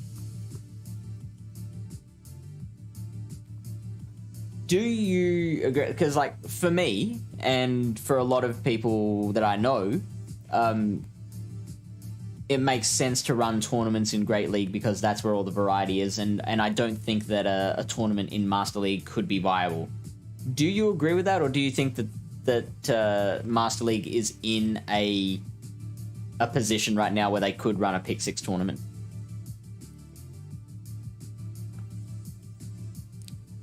Great League and Ultra League, or Master League? More like Great League and closed meta, and Ultra League and Master League are for me. Okay, sure. That's another way of looking at it. Just make sure Adventure Sync is on. Yeah, how to enable that thing. It's in your settings. Oh yeah, Lily Bear's got it. I think you could also do MLPC, especially in Show 6 in GBL style. Pick 3, use 3 is not so much fun, but in Show 6, Pick 3, I think you would see more things picked. I think you're right, yeah. And I have seen the Pogo Raids community. They do a Master League draft competition, which is really interesting. And that works. So I guess that they have shown that it's possible to do it. Do I need to have Wi-Fi for Adventure Sync to work? No, you don't. Sandic Lily, g'day, I'm doing alright. We've been running triple spider team. So Araquanid, Galvantula, and Ariados. And it's going terribly. Really bad.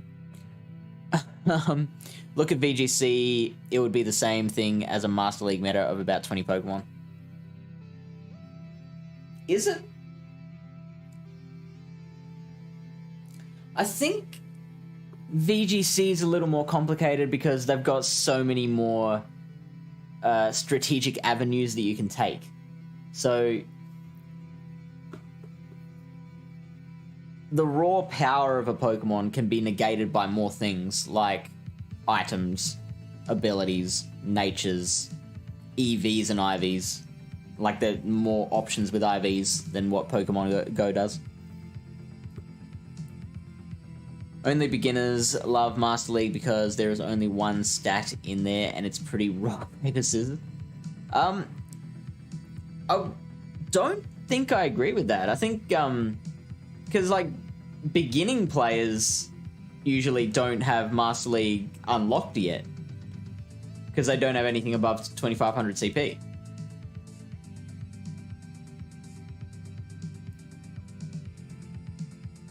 I think generally it's the whales that like Master League. The people that have been spending, you know, all their whole paycheck on raids and they've got all the Pokemon to compete in Master League.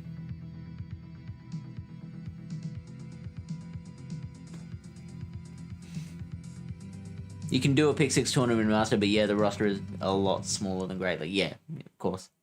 Are there any disadvantages to using Battery Saver? No, I don't think so. The Battery Saver in the settings in Pokemon Go is just, all that does is when you turn the phone upside down, it turns the screen off. Rock, paper, scissors. That's a good one. And P-Stud says rock isn't meta. I think you could do an MLPC now. Snorlax, Champ, Dragonite, Milotic, Scizor, Heracross, Metagross, Venusaur, Togekiss, Mamaclimbs, Como-O, Haxorus, Sylveon, Florges, Magnezone, It lists a whole bunch of Pokemon. Beginner equals PvP newbie. So, I may be wrong. I suspect that anyone getting newly into the game is trying PvP as soon as they're able to. The people who have been playing for a while but haven't tried PvP yet are the people who were playing since before PvP came out. I think that makes sense. I hope that makes sense. If you counter the league, you most likely win the match in Master League, but even though you have good counters for 3 Pokemon with correct alignment, you can still lose.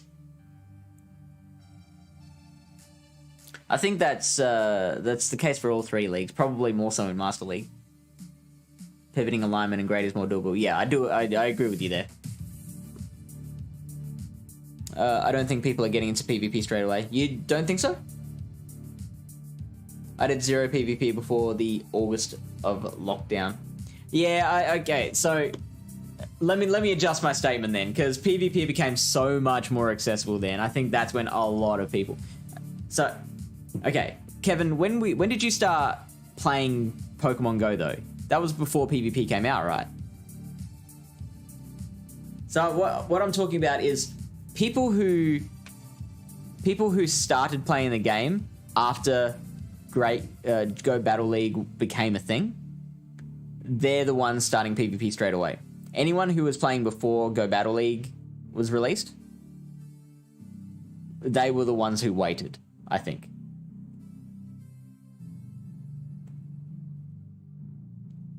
In Master League, you can always make a comeback. In Great League, you are more or less locked if you lose lead and swap, although in Master you can still win. Interesting. Sandic Lily was saying the exact opposite just then. I think. Unless I misunderstood.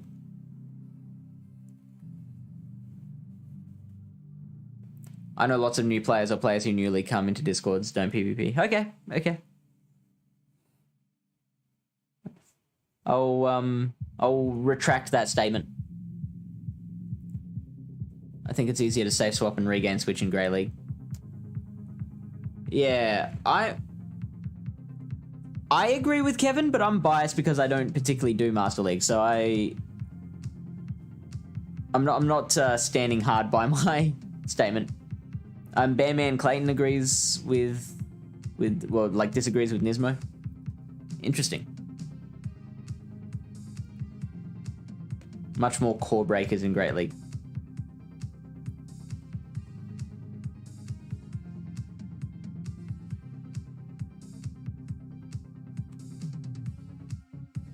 So are there people coming into those PvP Discords that aren't actually doing PvP? Playing GBL was taught before lockdown because was tough before lockdown because it became so much more accessible. And the dropping of the Ultra Friend requirement to Battle Friends meant like Silpharina was like huge for a little while. I think the first month after the Ultra Friend requirement was dropped, I think that was Silpharina's biggest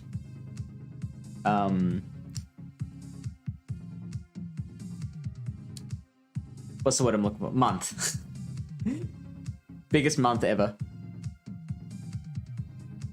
You can make comebacks in Great League and Ultra League, but Master League is a whole other ball game due to the small meta. What say you, Nismo?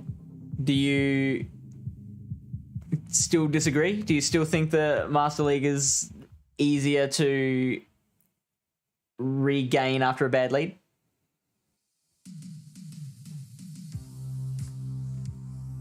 Oh, they're coming back to work. They're coming there to work out how to people. Right, okay. We get that a lot in Pallet Town. People coming in like, hey, just thought I'd try PvP. A lot of those people, they say, yeah, I wanted to get better, and then we just don't hear from them again, which makes me sad. Perfectly timed.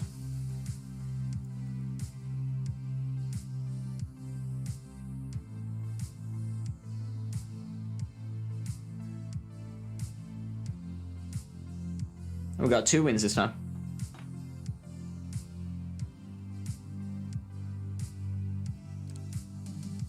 Yeah, Bearman Clayton came for the Ultra League draft and stayed for the awesome people. I'm gonna take that and quote it. That can be our referral. I do say it's easy to regain control, but Great League players, Master League players will always disagree. Very true. I should come and say I want to get better. Do I get free coaching then? No. In fact, Kevin, you should be a coach. Yeah, you should be the one of the people coaching.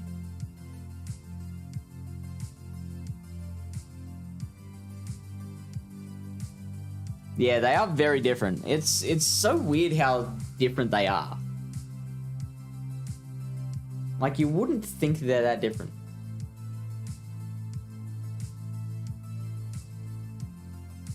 Find it very interesting that they swap out.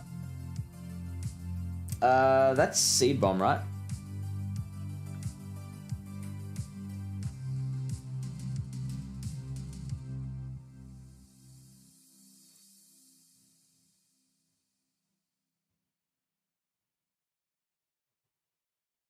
A loose CMP. Gotta remember that. Would hate you as a coach. Why?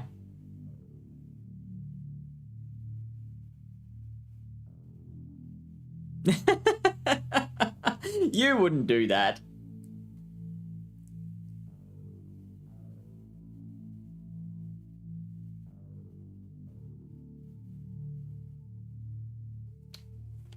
Really?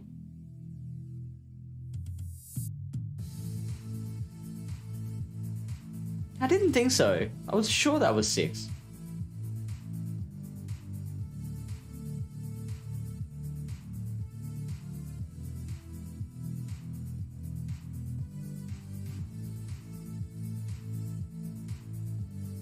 Okay, yeah, I'll take that.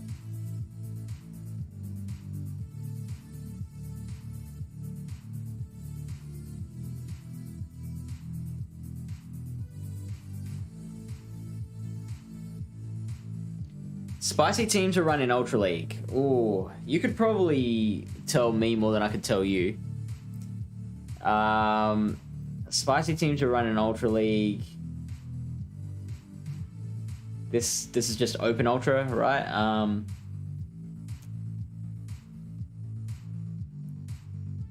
I've heard Raichu can actually be pretty good. I have run Triple Water in... Oh, what a poor trainer. I have run Triple Water in Ultra League and done quite well with it, actually.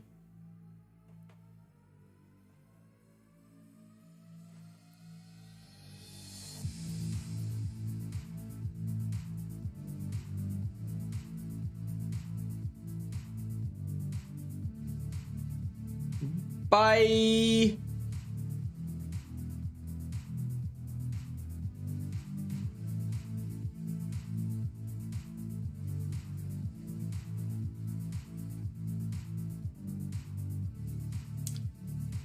Not quite sure why I did that.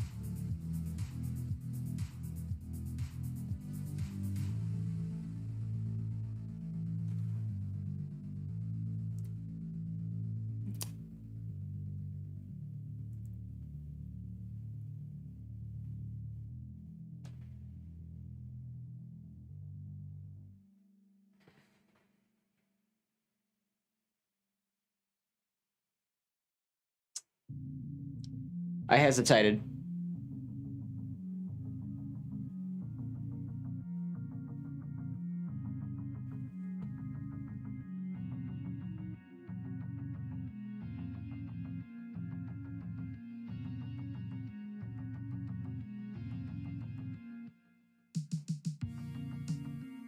Very lead dependent. I don't know. Maybe what? I'm totally fine with that. Except they're still gonna get to a Shadow Ball before I can get to another Bug Buzz. What waters were you running, Clayton?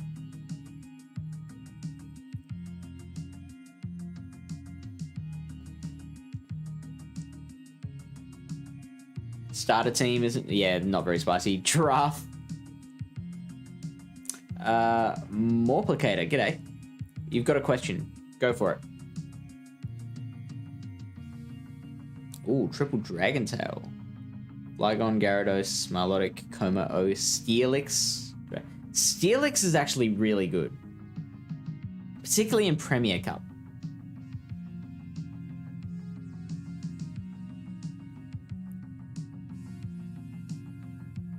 Gyarados, Swampert, Walrein.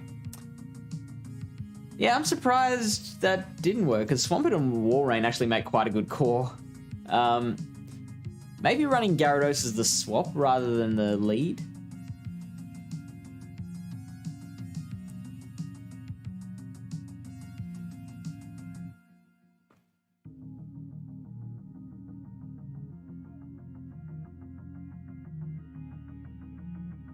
Double move to Cubone, and I evolved to AWAC, but it didn't learn the Shadow Bone. Do you know why that happened?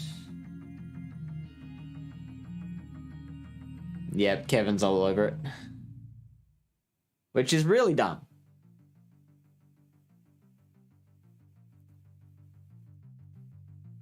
So unfortunately, you're going to have to use an Elite TM to get Shadow Bone.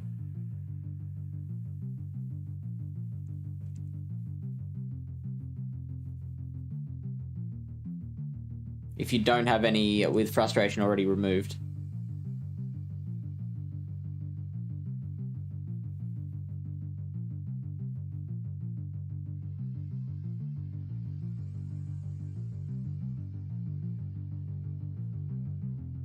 Oh.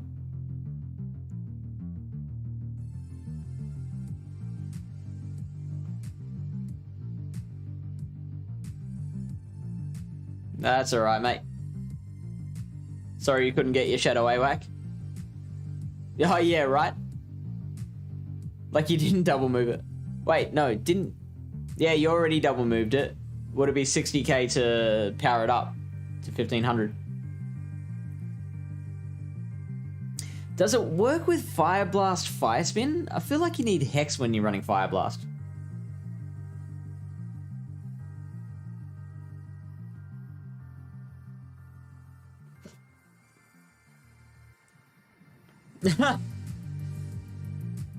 I see.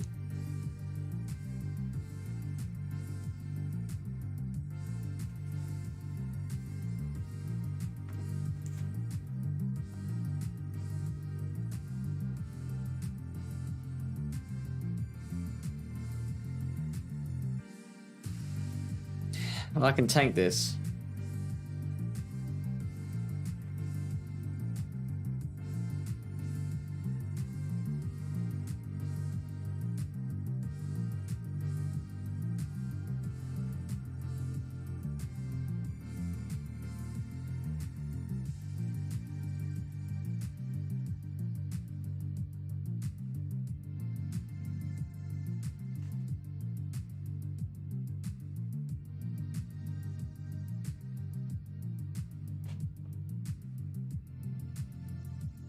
Oh, snap.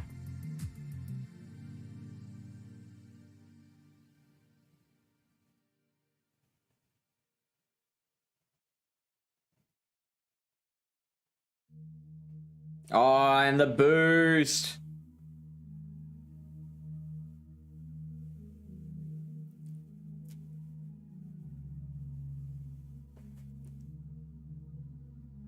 Oh, look at that delicious damage.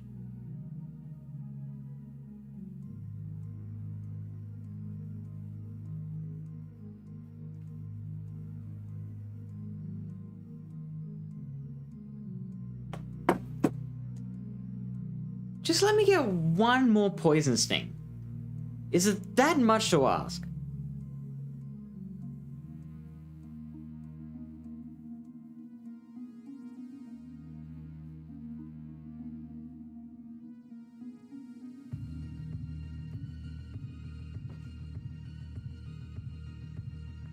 Double Fire AWAC is a hidden gem. I'm building a Cacnea at the moment, and I really don't want Shadow AWAC to become a thing.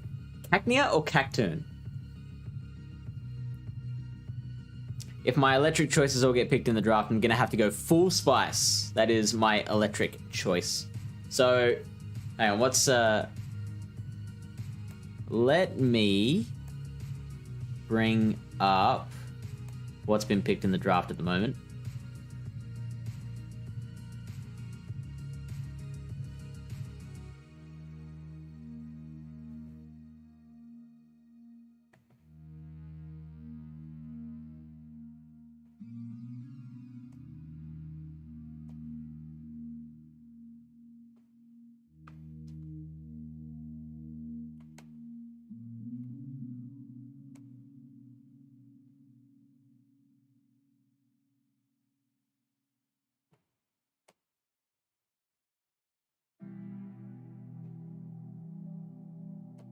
So we had a ban round, and so the rules with this draft are so one ban round before any of the picks get made, and any Pokemon can be considered a unique pick if it functions differently from others within its Pokedex number. So a Shadow can be picked separately from a regular. An attack form Deoxys could be picked as well as a defense form Deoxys. The different forms of cast form can all be picked, as long as as long as the differences go beyond aesthetic. So, like, you can't pick a costumed Pokemon when someone's already got the non-costumed version. So, having said that, HisuianRyan, who won our last Ultra League draft, we'll start with the first ban. The very first Pokemon that was banned was Walrein, naturally. But that is just regular Walrein, which means Shadow Walrein was still on the table. And have people not recognized that? Oh no, there it is. ZT Smith banned Shadow Walrein. So both forms of Walrein were banned. Cresselia, Talonflame, Swampert, and Shadow Swampert. Alolan Muck was banned. Mandibuzz and Umbreon. Scrafty was a good ban. Scrafty's such a unique Pokemon. Yeah, only one ban round, Kevin, because already with 16 players and people who... some of which aren't particularly well versed in Ultra League, like, this is going to cost them a lot of Stardust.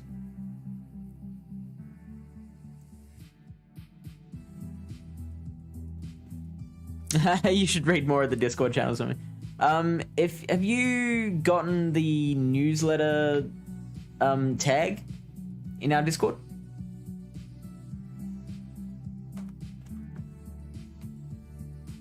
Morplicator says, got one more. I saw in the Pogo events in the Little Cup that evolved Pokemon can't enter. Was it always like that? For most Little Cups, yeah. I think there was one Little Cup where evolved Pokemon could play. Cacnea with return, 1404 with Best Buddy boost. Jeez. Don't you have anything better to do with your time?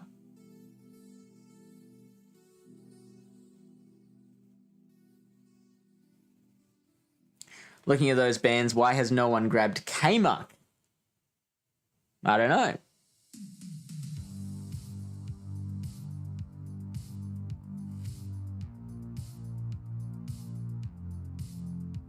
K-Mark does seem pretty good.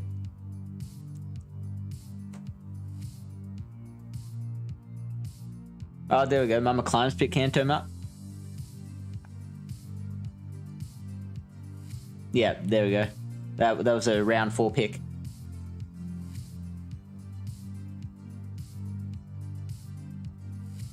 You can bluff. How much do you want to bluff, though? You don't want to do it with any more than one Pokemon. By the way, if you're watching this and you want to take part in fun competitions like this, join the Pallet PvP Discord server.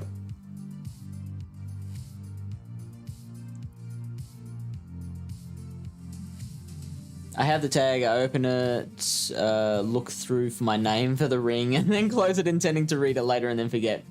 I can relate to that. Terrible at, like, when people tag me in servers to arrange Silph battles, like, it never gets done. Like, they have to DM me. Because I open it, I'm like, I can't deal with that now. I'm focusing on other things. And because I don't have that notification there anymore.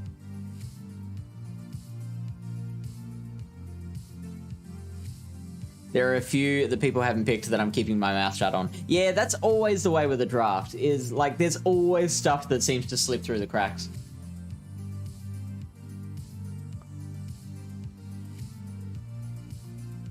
I like Dark Ice. I'm not sure on 3 Floyds. Ryan looks a bit expensive. And meta. Mamaclimbs looks good to you as well.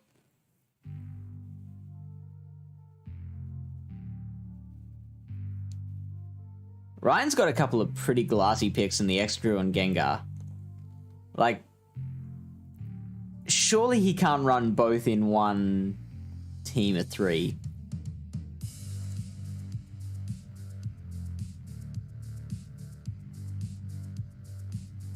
Bandman Clayton picking up the Tapu Fini in his first round. That's a cool pick, I like that. Water Fairy typing. And then Steelix.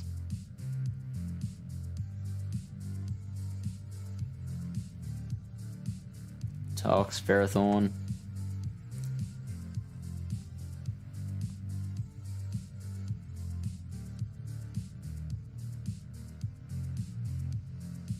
What I should do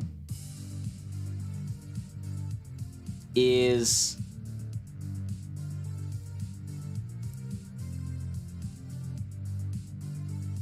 it's probably too late to do it now, but for future drafts, I should make like a drop-down menu and like have all the Pokemon sprites there, because it's so much nicer to look at 6 pictures of Pokemon than to try and look at all these, just this wall of text.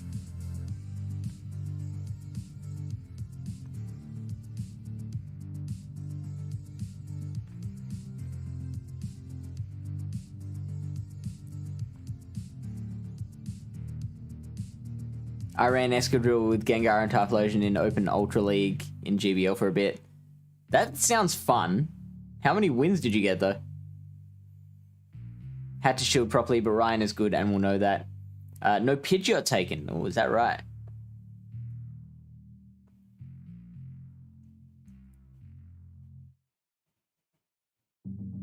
I'm surprised Lapras was a round 3 pick.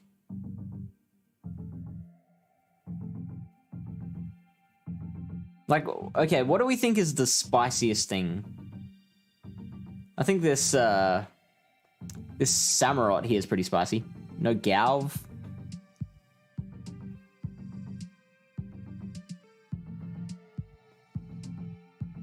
We've got Altaria from Matthew Breaker. Matthew Breaker in the first Ultra League draft was just king of the XLs. And looks like he's doing the same thing now. He's got Skarmory, Politoed, and Altaria.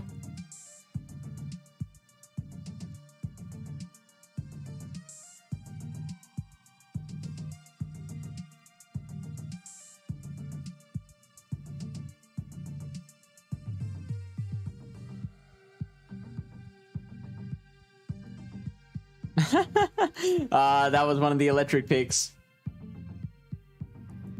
Is Zapdos gone? Ooh, do you think?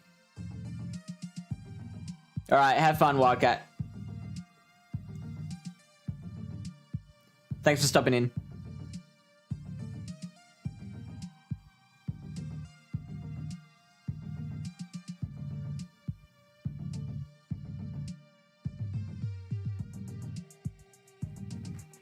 Also, I'm pretty sure Sticky Valve spelled Cofagrigus wrong.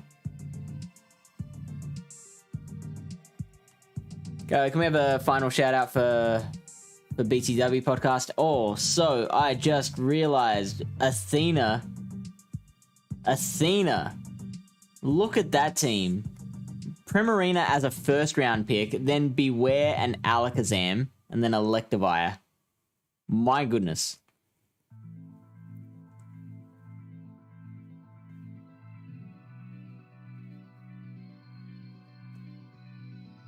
I wonder if that Alakazam's running Psycho Cut or Counter.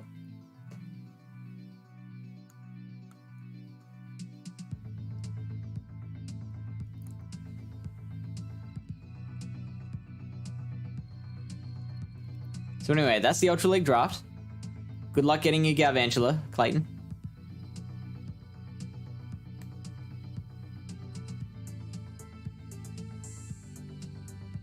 Has to be counter there, does it? Well, I mean, she's already got a fighter in Beware. Would she have use for a double fighter?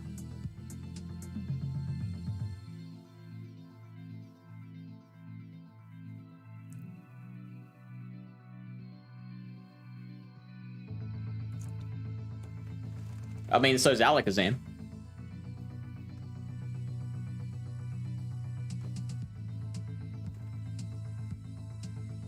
I mean, you could be right. It could be counter. What do I know? I'm just saying it's not cut and dried.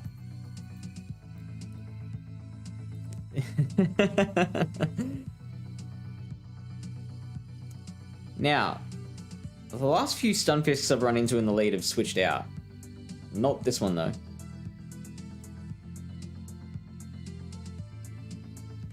Can you please rate my Great League team? Kingdra, AWAC, Golbat. And what would you suggest me to switch out to make it slightly better?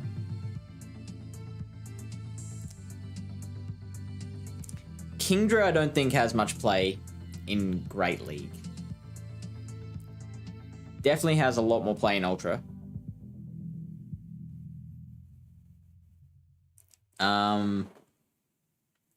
Yeah, I'd go Swampert or Walrein. Yeah, you've heard that before. Then again, I have always been an advocate of you run what you find fun. If you want to run Kingdra, there is nothing wrong with that. You go, you can make it work. Kingdra can work. Like, Great League would be pretty boring. I mean, Great League is pretty boring on it, on its own as an open league, but it would be even more boring if everyone ran the same 6 Pokemon.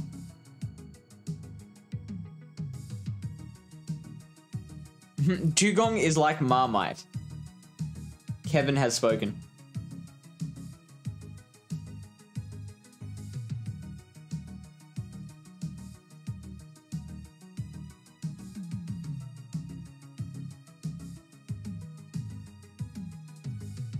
Some hated and do very badly.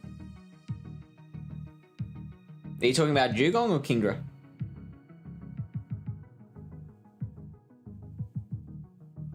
Oh, yuck.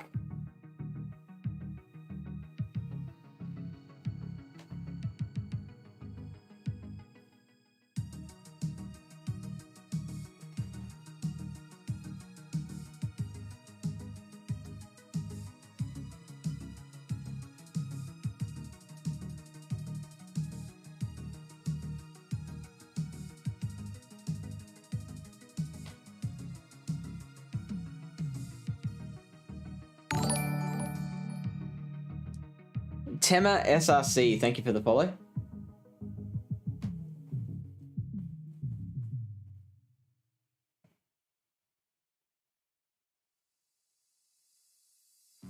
Come on.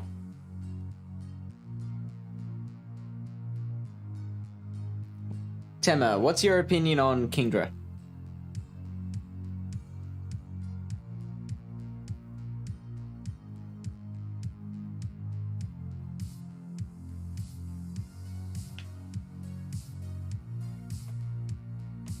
Good. Have you used it before?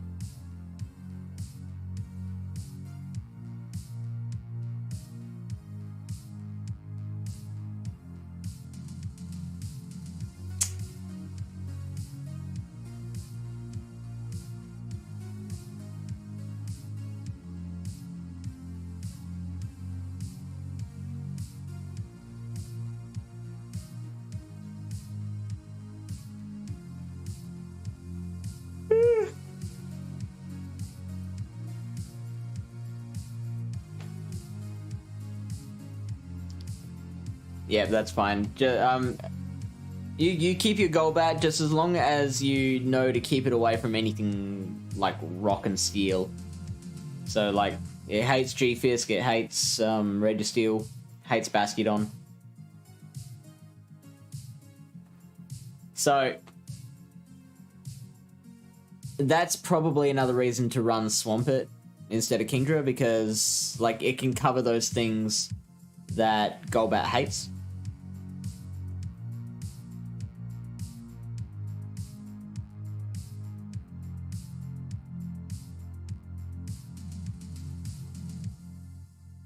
Alright, I'm yawning, so we might end it at this set.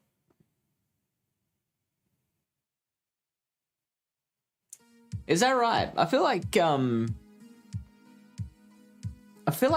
a little better than Crobat because of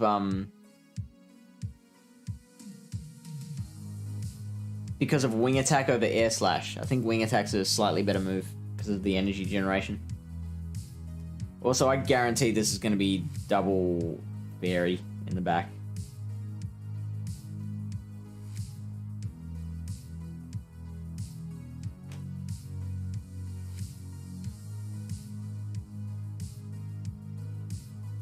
Pokemon Go is banned in Russia. Ooh.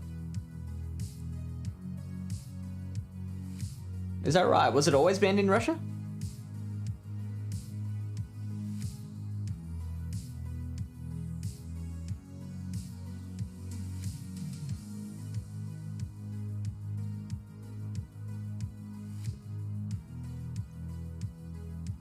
Just recently. Ah, yuck. That got me.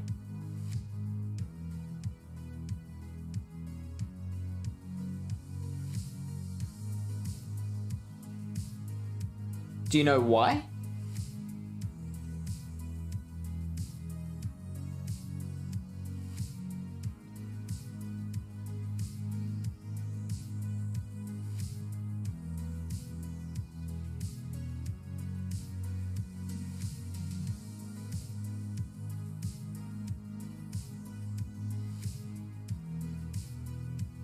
Well, I was right in that it's double fairy. Two very strange fairies, though.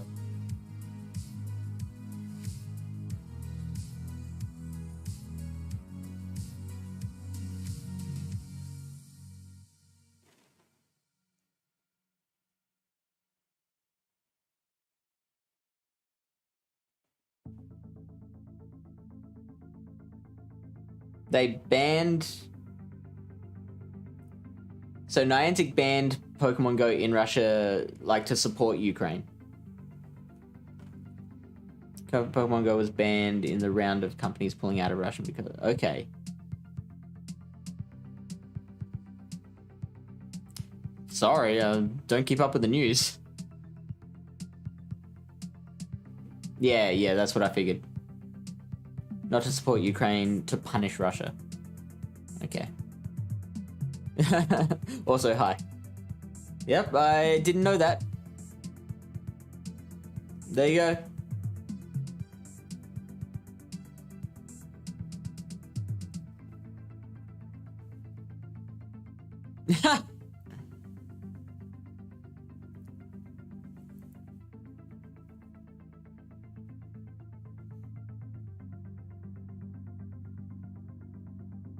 And so, do you still watch Pokemon Go content when you can, Tema?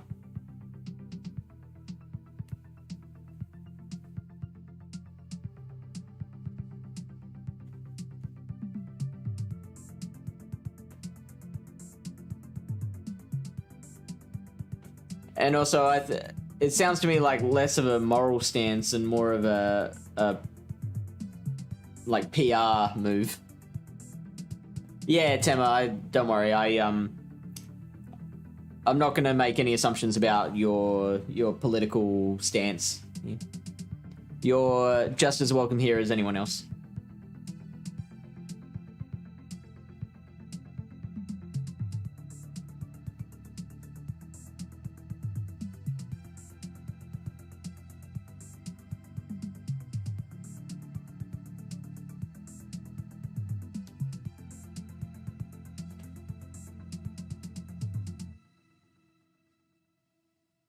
That's quite all right. In fact, okay, so even I'm about to say something controversial here. I've always been like there are two schools of thought when it comes to tolerance. One is that like I heard a great question posed once, which went does a truly tolerant society tolerate intolerance? And like there's no right answer to that. For some people, to be truly tolerant, it means you have to be tolerant of others when they show intolerance and be tolerant of that intolerance. To other people, being a tolerant person means refusing to stand for people's intolerance. I'm in the former camp, which means if you hold a belief, and I'm not just talking to Temi here, I'm talking to anyone. If anyone I associate with holds some kind of belief that is generally considered unpopular, like not believing in same-sex marriage, supporting the war in Russia, whatever, I don't know, whatever controversial opinion that is, I don't care. You are still just as welcome here as anybody else for me. Oh, speaking of Pidgeot.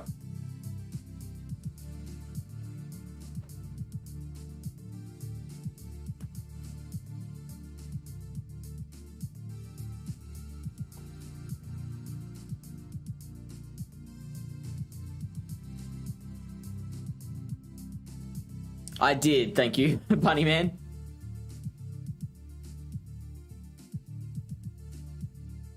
Oh, bit of a core breaker.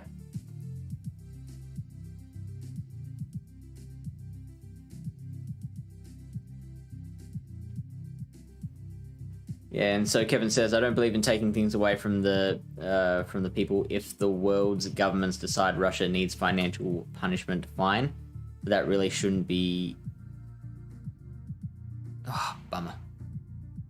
Affecting the lives of day-to-day people. Yeah, I agree, Kevin.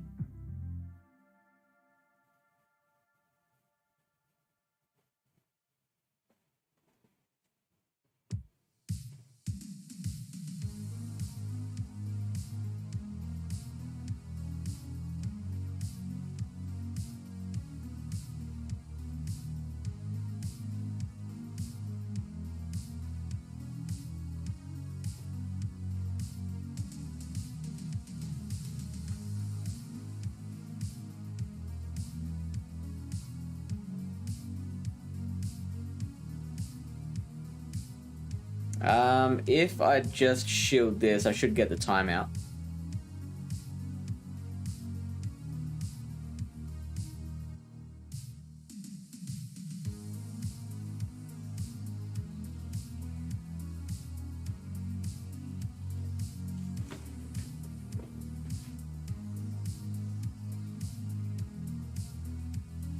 I'm a little worried that chat went silent after I made my my stance just then.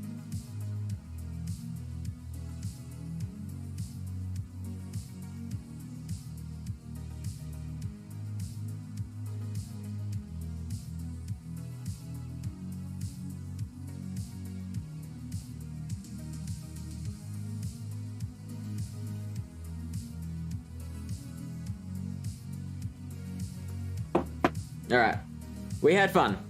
We learned some stuff. Mainly, don't run triple spider.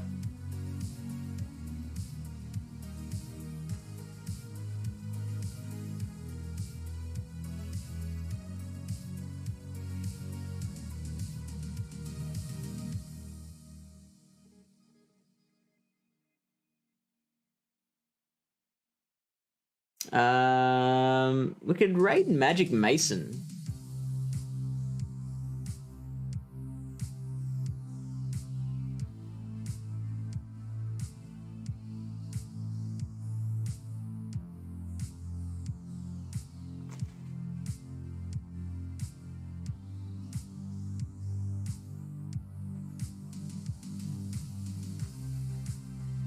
You're trying to word a thing. I mean, I'm happy to talk about it in DMs with you, if you want. But I am going to bed after I finish this, so I wouldn't be able to respond until tomorrow. I mean, I don't think it's entirely true. If someone came in here expressing those kind of opinions, pretty sure they'd get banned or deleted or banned. Essentially, you can't stop people from believing stupid shit. A truly great society doesn't codify that bullshit in law. Which, yeah, I agree with that. And, like, yeah, I'm not saying I don't think, I'm not saying I support them holding those beliefs. Well, I guess I am. Because,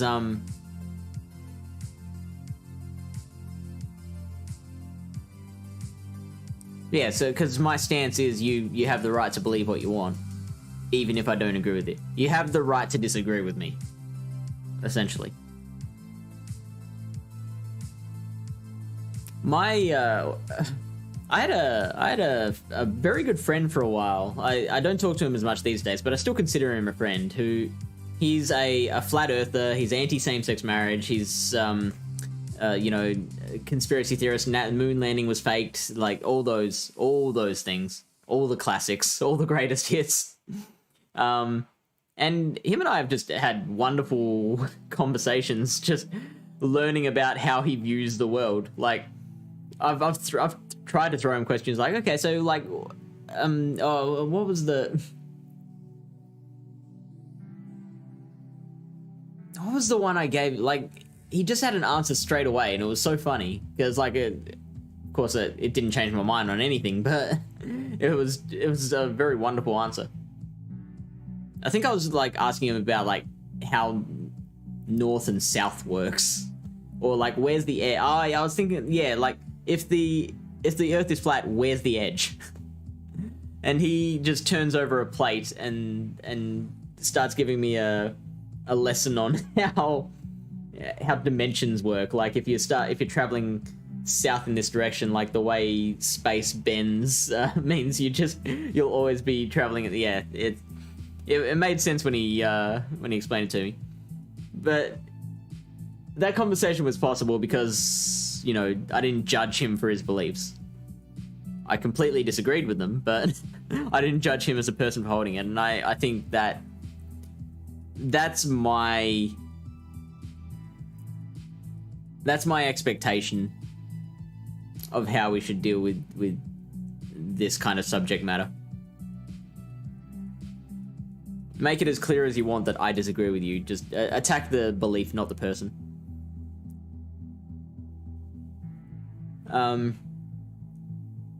Lilybeth, to your comment about deleting or banning them, it definitely depends on like how they're talking about it.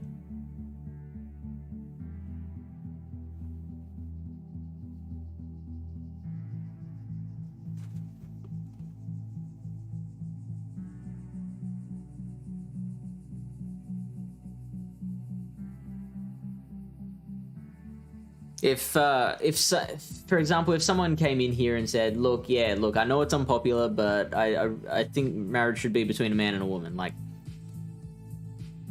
I wouldn't want to ban them for saying that.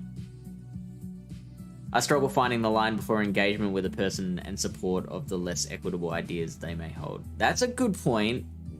So, like, so you're saying that, like, if you don't... So, I struggle finding the line before engagement with a person and support of the less equitable ideas they may hold, like any belief that invalidates the existence of a person is 100% unacceptable. Okay, so yeah, that's going towards the other side of the, you know, your belief is that you don't have to be tolerant of intolerance to be a tolerant person. What an interesting fact. In Russia, it's forbidden. This is punishable to call the events taking place now a war. It's punishable. Wow. This is a special operation. Wow, that's interesting. And is it like... I imagine, correct me if I'm wrong, the people of Russia hear this and they go, yeah, right, buddy, it's a war. like no one's fooled, basically.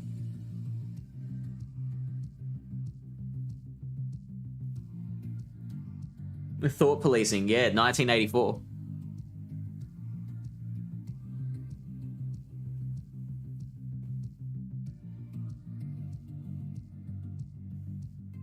Was I accurate in my statement, Bunny Man?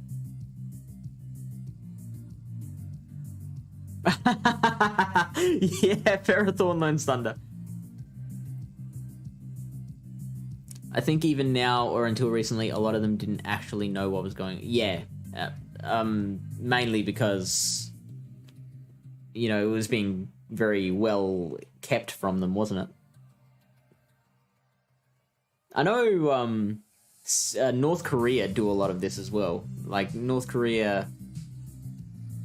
I remember seeing a news story about how the people of North Korea were told that they'd won the Olympics in 2016 or something like that.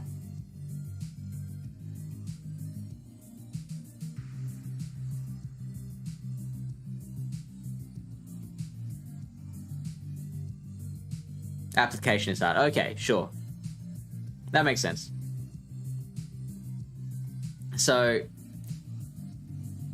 you want to be tolerant of people who hold those beliefs, but it's hard to do so because you don't feel right just standing by when others hold beliefs that you find damaging. Is that a fair statement?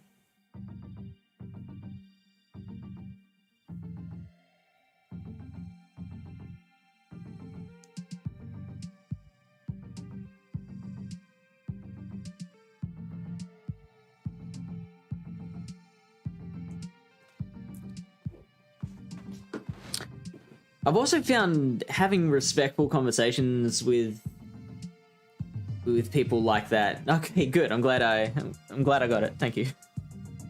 But I've also found that having conversations with people of that demographic can be very rewarding. Like, no, sorry, I'll go on a different track. I've found that having conversations with a lot of these people, a lot of their stance comes from frustration.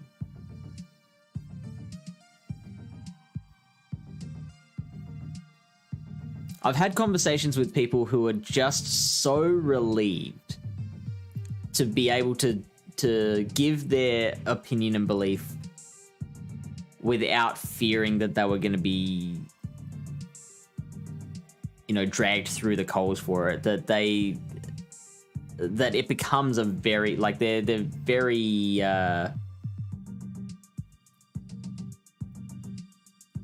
they become just as respectful of my opinion as what we want them to be. I'm finding it very hard to find the right words. I get so angry at inequity. I work in accessibility and get real fights when dealing with ableism in my cowork. You get into real fights? Oh, you get real fighty. Okay. I'll let Bunnyman describe it. Obviously, if you work in accessibility, then you'll be able to explain it better than me.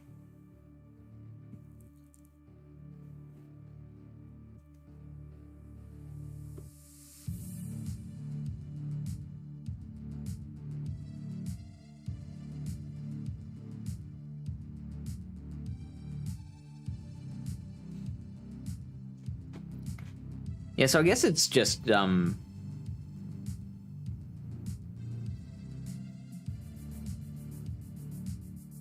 can you I guess it's just learning how to attack the belief without attacking the person. That's the challenge.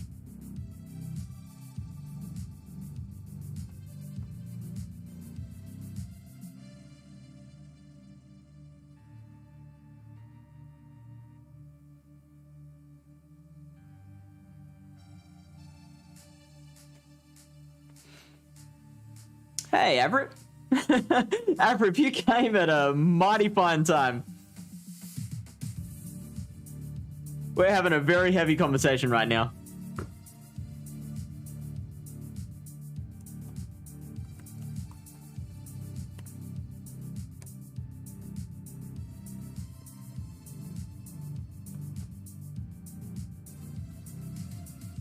So, we've got someone in chat here who's from Russia, and that we started, you know, once we learned that, they started talking about, and we just to clear the air, they don't support the war, and they're also not allowed to call it a war. It's called a special operation, so they don't support the special operation going on in Ukraine. But that led to, like, you know, I was saying, like, well,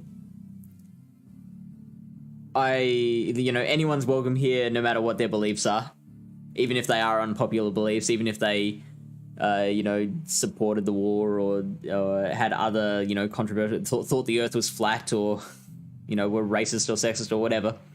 Like, even, I don't agree with your opinion, but you are welcome here nonetheless. And that led to, you know, how we can balance wanting to be tolerant with not wanting to stand for damaging beliefs, which is a real difficult question to answer. The analysis of internet speed, access, and GBL latency actually has ableist roots. Developing software assuming everyone has, like, top 10 internet speeds is not considering everyone below number 10. Do you know that that's what they're doing? Or is that a conclusion you've come to? Like, have they said somewhere, yeah, we've designed this for internet speeds of this speed?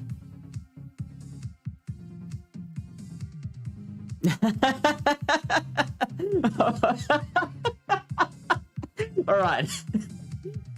Go up, Everett. It's all for diversity. Lock it in.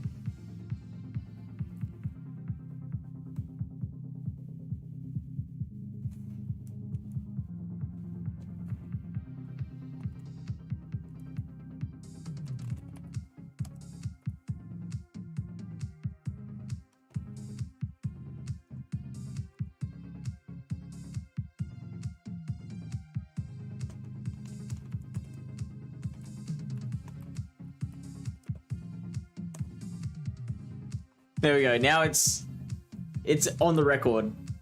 Go Hub Abrit supports diversity.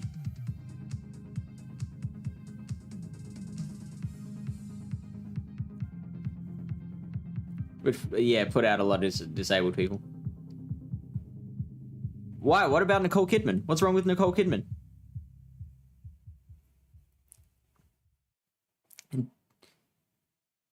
Definitely a conclusion. No one says stuff like that anyway, right? Of course, companies consider all users an well, it could have been something like, they'd said in an interview, yeah, we design our systems for internet speeds of this much. Like, they didn't have to actually come out and say, you know, we're designing it for the 10th fastest country and higher. Oh, okay, yep. I'm with you. I'm all over it. So, Avrip and I met up in Perth, and we saw The Northman, and Nicole Kidman played a weird lady who, at one point she tried to kiss her son, like make out with her son. So we're all inclusive here. Nicole Kidman would be welcome in this channel as well. I couldn't watch a lot of it, Tema, because It took place while I was sleeping. So I saw like a very small amount of it. Did you watch it? Lachlan's back. G'day, Lachlan. It's part of understanding systemic bias, not including those questions. Like, can someone with slower internet speed play GBL competitively? Is this... Yeah, I agree with you. Totally. Anyway. Alright. Let's raid, shall we?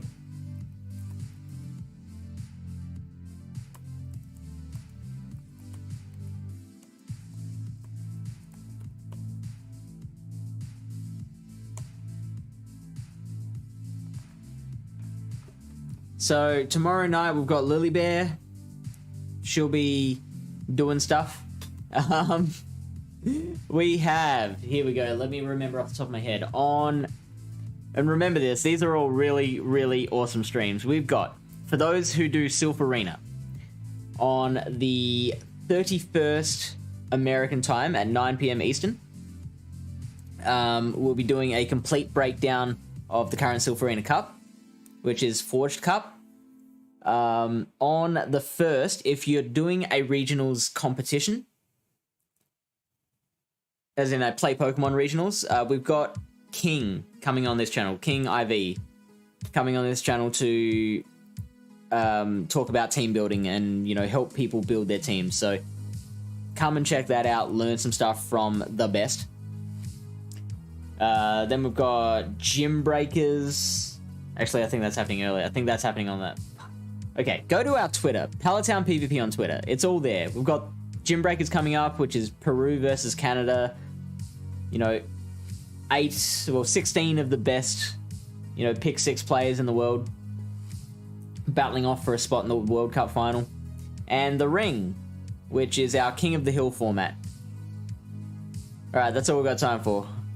Say hi to Mason for me.